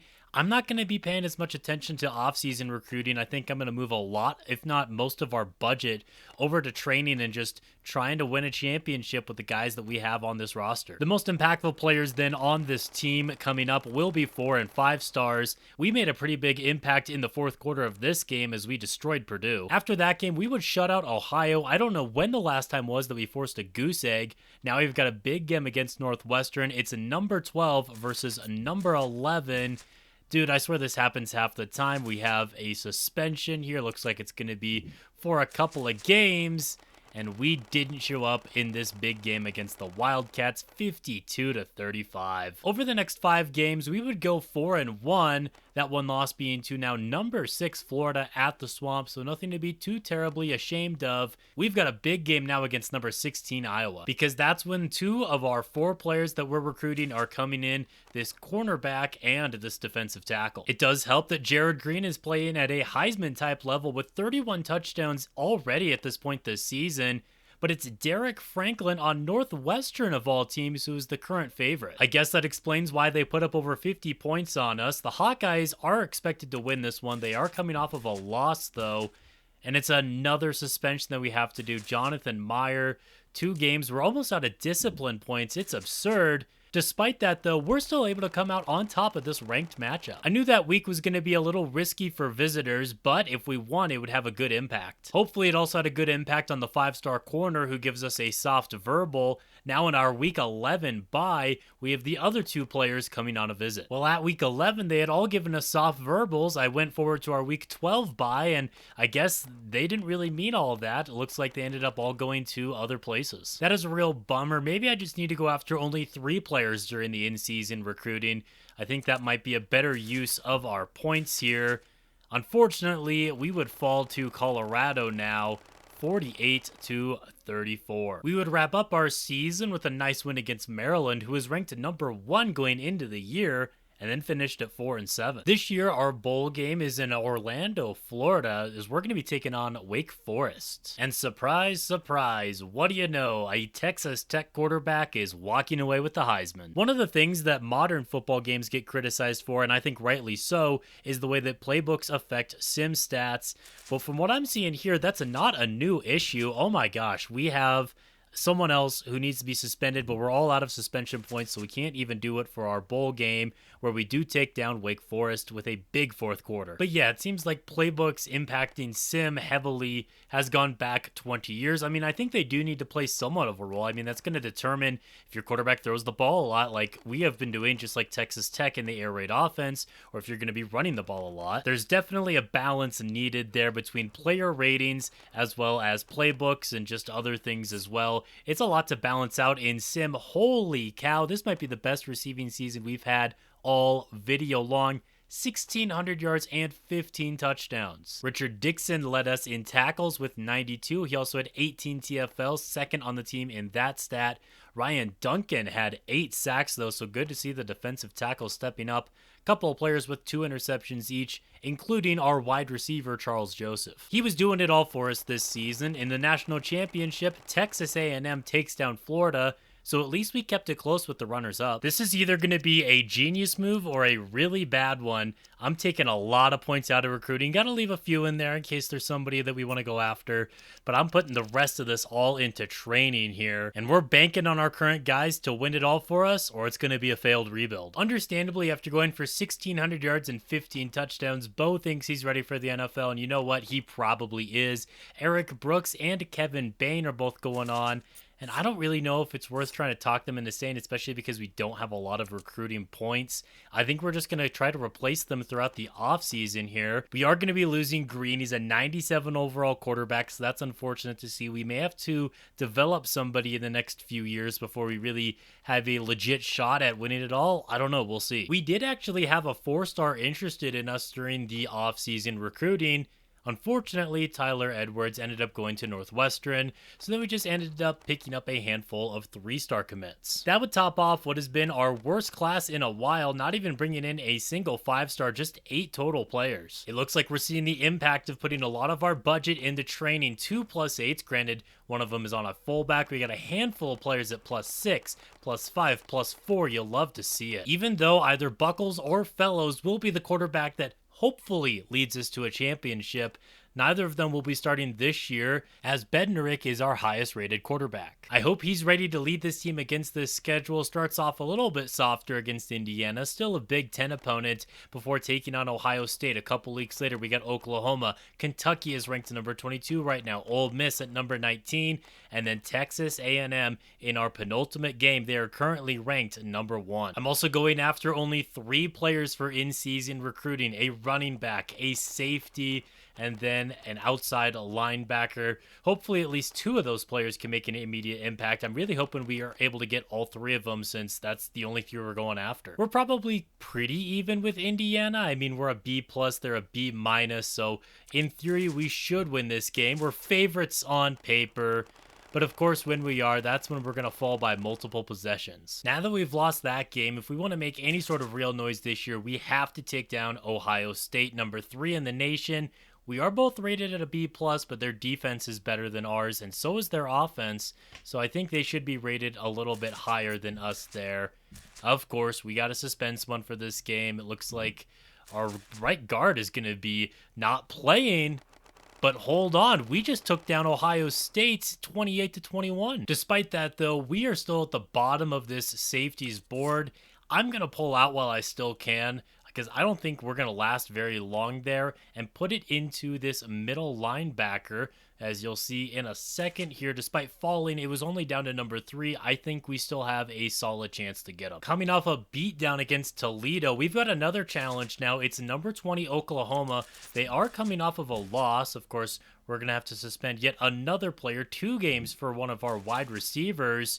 But we still have a huge fourth quarter to come back and take down the Sooners. And it's a good thing that I took Stevenson off of our board, because just a week later, he made his top 5, and obviously we weren't going to make it. That's okay, though. Safety is not the most important position in the world, and after that big win and taking down Ohio State earlier, we are now up to number 21 in the polls. We would move up to number 18 after taking down Ball State. Now, Kentucky, after their last loss, is no longer ranked, but they're still a good team. I think we're even better, though, as we defeat them by 2 touchdowns. Even with that, though, we did not make the top 3 for this 5-star running back. Luckily, Patrick Robinson has left us on his board for now, so we might as well go all in with him. We are up to number 12, but unfortunately for our strength of schedule, some of our opponents that were formerly ranked no longer are. And maybe it's for good reason. We just put up 52 points on Ole Miss, who I think started the season at number 18 or something like that. Over on the recruiting side of things, the dream of Patrick Robinson was short-lived. We did not make the cut for his top 3 either, so we just got to put the rest of our points into these linebackers. We took down 0-7 Tulane by 11 points in Week 10, and now Notre Dame has worked themselves into the top 25. Who's going to be suspended now? Great, our senior right guard for 4 games for forging reports and whatnot. This is unbelievable. Luckily, we are still able to come out on top of this ranked matchup. And with upsets like Wake Forest taking down formerly number 2 North Carolina, that's going to help us rise up in the polls all the way up to number 5. All we've got to do now is take down that very same Wake Forest team that just took down UNC. We are rated higher than them on paper, but I bet the Tar Heels were too. Luckily, we dominate this one. It wasn't enough for Robertson to make a commit to the team, even a soft verbal, and now we only have 1 more player available for a visit, and we only have 1 game left for it. It's Texas A&M. I'm surprised this isn't the game of the week. This could almost be like a mini playoff game. The winner of this could end up in the national championship. We're both at a B+, but their B+ is definitely stronger than ours. Simulating through it. Wow! Chicago State is for real. 49-24, 3 touchdowns thrown by our QB. These wins just aren't impressive to some of these recruits, as Cedric Robinson chooses to go to Tennessee instead, so we are now all in on Anthony Fletcher. It might not even matter though, because after that win, we are up to number 2 in the bowl rankings, meaning if the season ended now, we should be playing Texas in the national championship. We still have to take care of business though, and Wisconsin is no slouch. They're still rated at a B overall, and we just barely survived them by 3 points here, 38-35. And we're greeted with some great news in Week 15. Look at the cover of Sports Illustrated, up to number 1 in the polls now. Let me take a look and see what happened. Who was number 2 before? Number 1, I guess it was Texas. They lost to a pretty good Texas A&M team. They only go up 2 spots after a win like that. But now it's looking like if we go to the championship, which we should, we have no conference championship game to play, it would be against Maryland. It could just depend on how the voters are feeling. Maryland didn't even make it to the ACC championship, and maybe they'll leapfrog Clemson over them. We'll have to wait and see. They might, as they take down Miami here by 7 points, 28-21. Looks like we once again have a linebacker of the year on our team. We also got another award winner, the Chuck Bednarik Award. And we are in the national championship, and it will be against Clemson. Maryland has got to be pissed about that. They're calling the cops about it. They are upset that they got leapfrogged. Number 2 in the polls there, but when it comes to bowl rankings, they're at number 4 behind USC, Clemson, and obviously us. Now, obviously, to win 11 straight, we had to be performing well. 3,100 yards for Bednarik. He had 34 touchdowns to just 7 interceptions. It's nice to see single-digit picks when we're in the air raid offense, a good completion percentage too. Nearly 1,000 yards for Arnold Battle. He also had 11 rushing touchdowns, and then handful of rushing touchdowns by some other players here. Tom Mullins, senior wide receiver, and he's trying to go out on top. 14 touchdowns for him this season. Obviously, he was our top guy. Josh Rayner winning the Bednarik Award. You'll love to see that. 31 TFLs and 13 sacks definitely help. And then you got Greg Davis with 4 interceptions, Ingram with 3. Nobody in the Heisman race to end the year for us, but we are going against what might be the 3rd best quarterback in the nation, as Malcolm Nelson had 42 total touchdowns. We should take a look at this Clemson team that we're going up against. Looks like they have a split backfield between Martin and McDonald.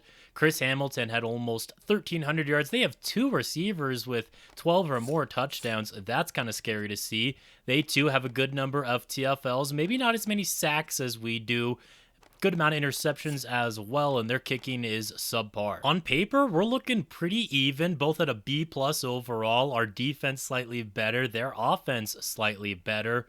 Looking at the numbers again, looks like their offense played a little bit better when it comes to points per game, 13th when it comes to total offense. Their defense is also ranked significantly higher than ours outside of rush defense, the 4th best pass defense in the nation. But it has all been building up to this, and I'm going to say it right now. I gave myself a little bit more of a window next maybe 3 or 4 years to win a championship. But no, this is the end here. Win or lose, we're putting the pressure on this game, and the rain is falling down here in Arizona. Not the most ideal conditions in the world, but we're going to deal with it. It took a long time to get to this point. I didn't even think Bednarik was going to be the quarterback to lead us to this game, but turns out the, I believe, former 3-star had it in him, had the right pieces around him, and everything just fall into place. Who is Coach Lee Corso going to pick? And he's going with us. Clemson gets to start off with the football. I accidentally kicked it out of bounds. I'm still not used to this kicking meter. It's a lot different than the kicking meter in something like Madden 07. But here's the crazy part. A penalty for the kick going out of bounds is at the 35-yard line. Nowadays in the NFL, that's where the touchback is. It's just absolutely absurd. We've got them on a 3rd down now into traffic, and I guess we got lucky with that one as the receiver couldn't hold on to it. While I do typically play on all Madden, these college games are just another level. I've tried playing on Heisman in the past. I just get my butt kicked. We just muffed the football, though, and Clemson's got it. The weather's already playing a role in this one, but yeah, like I'm saying, All-American tends to be difficult enough for me in these college football games.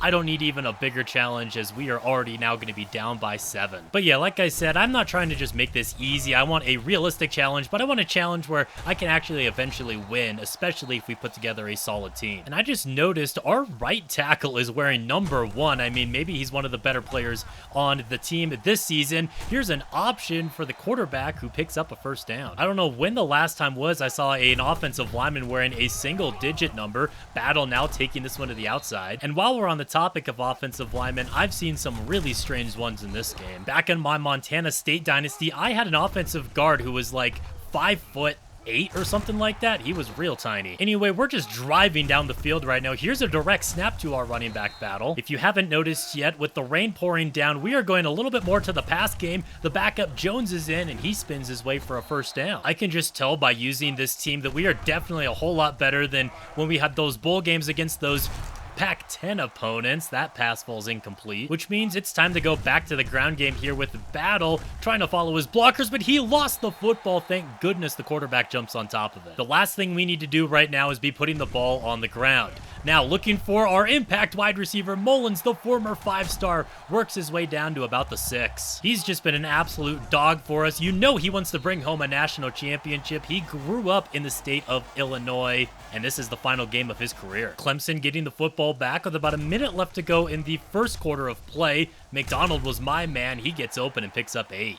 The secondary is still definitely one of our weaknesses on defense. Pass over the middle is going to be intercepted. Richard Dixon, our future president, coming up with a huge play right there. And I want to highlight this freshman defensive end, Greg Johnson, able to beat his blocker and cause the inaccurate throw. Each team has now turned the ball over once. Here's another quarterback option, pitching it out to Battle, taken down for a loss. Into the 2nd quarter of play, it's going to be 3rd down and 12, testing the one-on-one coverage. 2 impact players going at it, and The safety ends up winning that battle. Clemson's defense forces us to punt the football away, faking the give now, and the pressure causes another incomplete pass. Let's see if our defense can force yet another 3 and out. Nelson's going to take the snap and letting this one fly deep downfield, testing the one-on-one coverage. He's got Dean. We cannot be having this Heisman-level quarterback tearing apart our defense right here. Faking the give, going over the middle, nearly intercepted. Early on in this game, I feel like we've done a good job pressuring the quarterback. No pressure on him here, though. Adams gets wide open in the man-on-man defense. Clemson recaptures the lead. Our defense has got to be more disciplined not to bite on play fakes like that, and now we're fumbling the football again. The Tigers recover. This rain is not letting up at all. It is causing all sorts of issues for us today.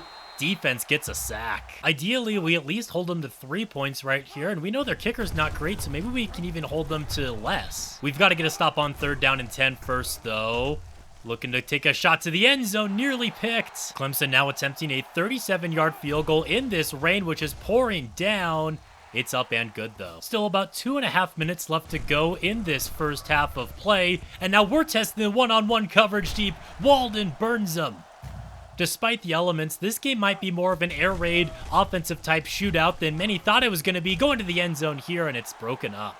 That's going to lead to a 3rd down and 8 now. Bednarik throwing into coverage where it's going to be broken up. And do we dare attempt this field goal from a hash mark? I think we've got to, even with the elements.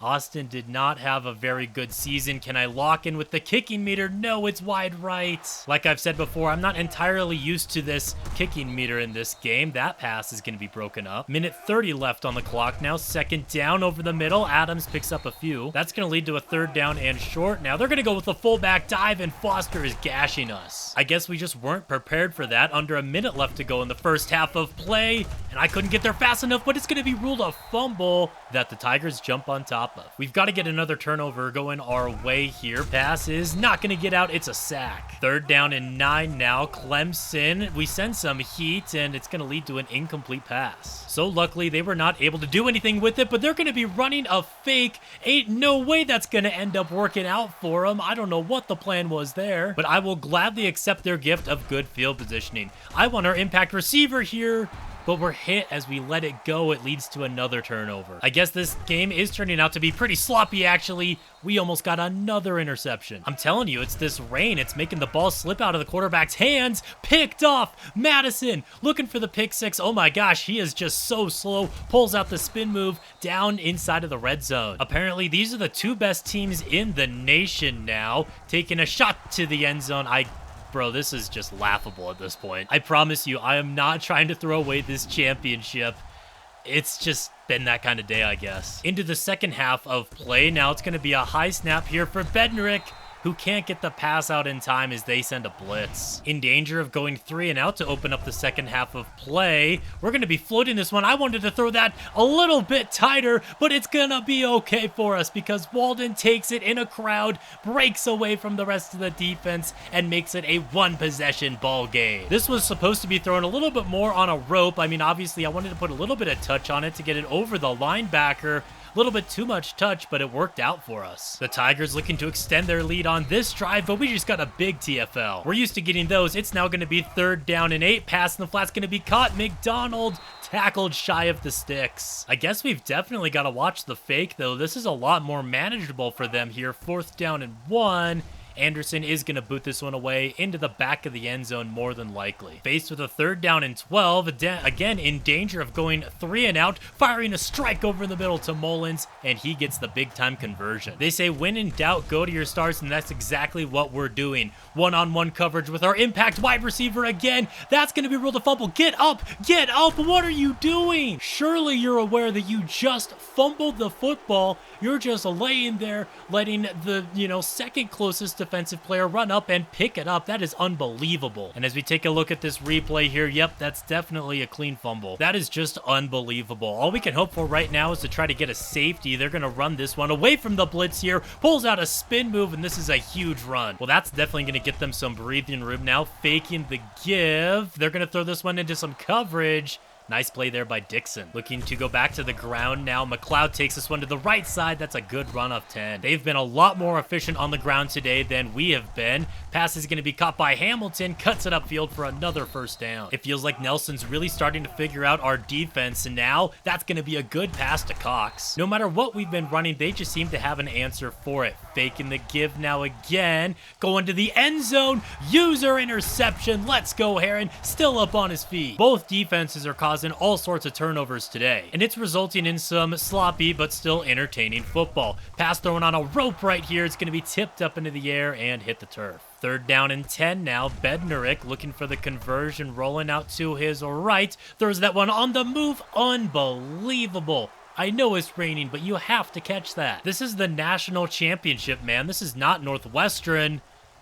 I don't want to talk about it. If we're going to punt that poorly, we might as well just go for it. They're running 4 verticals right here, and that's going to be out the end zone. A touchdown here would definitely hurt. I would much rather just give up a field goal. Cox picks up a few, which means we've got a massive 3rd down as we open up the 4th quarter of play. That's going to be ruled a fumble on the ground. Clemson jumps on top of it, but the defense still getting a stop. This 42-yard field goal attempt would give them a 6-point lead. It's up and good, which still keeps it a 1-possession ball game for us now, with just 4.5 minutes left to play. We've been having a very tough time running the football. Jones is now going to be in the ball game. He's going to get a carry and pick up about 7 or 8 yards. Only 37 rushing yards for us so far today. That pass is not going to be caught by the running back. Was he even looking for it? I really don't think he was. Now 4th down and 2 on our own 28-yard line in the national championship. Might be pretty aggressive, but we're going for it, diving for the first down. That is the one problem on playing on just 5-minute quarters, is the game doesn't have a whole lot of time to really develop, honestly. Bednarik running the football again for just a few. But yeah, when the quarters are so short, there's just a couple minutes left in the game before you know it. Looking for Mullins on that play. It's going to be broken up. Thank goodness it wasn't picked again. Big time 3rd down and 8. Now they're going to send a blitz. I'm trying to get the ball off, but his throwing animation is just taking forever. The pressure gets home, and we can't go for this 4th down. Chicago State's defense needs to get one more stop right here. Faking the give. It's going to be caught in the flat by Adams. Ball is on the ground. Defense heard me, and they came up with a stop real quick. Those turnovers numbers are ugly. And look at who makes the play. Richard Dixon wants this championship more than anybody else. That gets us some ideal field positioning now. We're just going to throw it up, test the one-on-one coverage. Our 6'7" wide receiver couldn't come down with it. Again, we're going to be faced with a 3rd down. Going to be on the move here, chased from behind. Trying to pull out a spin move, doesn't do a whole lot. 4th down and 5, essentially game on the line right here. Bednarik rolling to his left. Gonna float this one up. It's gonna be caught by Walden. He has his 2nd touchdown of the game. We're all knotted up with 1:22 left on the clock. What a great play here on the move. You know he wanted to scramble for it. Clemson was ready, so he throws it on the move, drops a dime, and pending the extra point, we should take the lead. I have had my kicking woes today, but this one's going to be up and good. Our defense has already forced 5 turnovers today, but I'm asking them for one more right here. McDonald picks up a couple through the air. All the Tigers need is to get into field goal range, and they can win this game. That was a dangerous pass thrown into coverage. Based off of his numbers there, Nelson has not performed like a Heisman Trophy candidate. We send a blitz here. He gets the pass off. Dean has got it across the 40. They're not in field goal range yet, but they are a lot closer. Again, a play fake here. They're going for the jugular, but it's going to be out the back of the end zone. For a second there, I thought he was able to drag one of his feet and almost get that called a touchdown. That pass is going to be thrown into coverage. Going to bring up 3rd down now. They're just 2 for 7 on 3rd down so far today. Tipped up into the air and intercepted by Morse. He had the assist to himself, and this to possibly secure a national championship for Chicago State. Look at that. He tips it up in the air, has the awareness to turn around and get it himself. There is still 41 seconds left on the clock, and we know how turnovers have been in this game. Clemson uses their first timeout right here. Now the quarterback is going to be taken off with it. Green grass in front of him, diving to stay in bounds. But I think Bednarik just put the game on ice. Indeed, he did, and how sweet it is to have victory formation in the national championship. So that is it. Chicago State wins an ugly exciting national championship from no football team, straight up just skipping Division III, Division II, FCS, all the way up to the FBS. It was a long road, but they have made it there to be the best team in the country.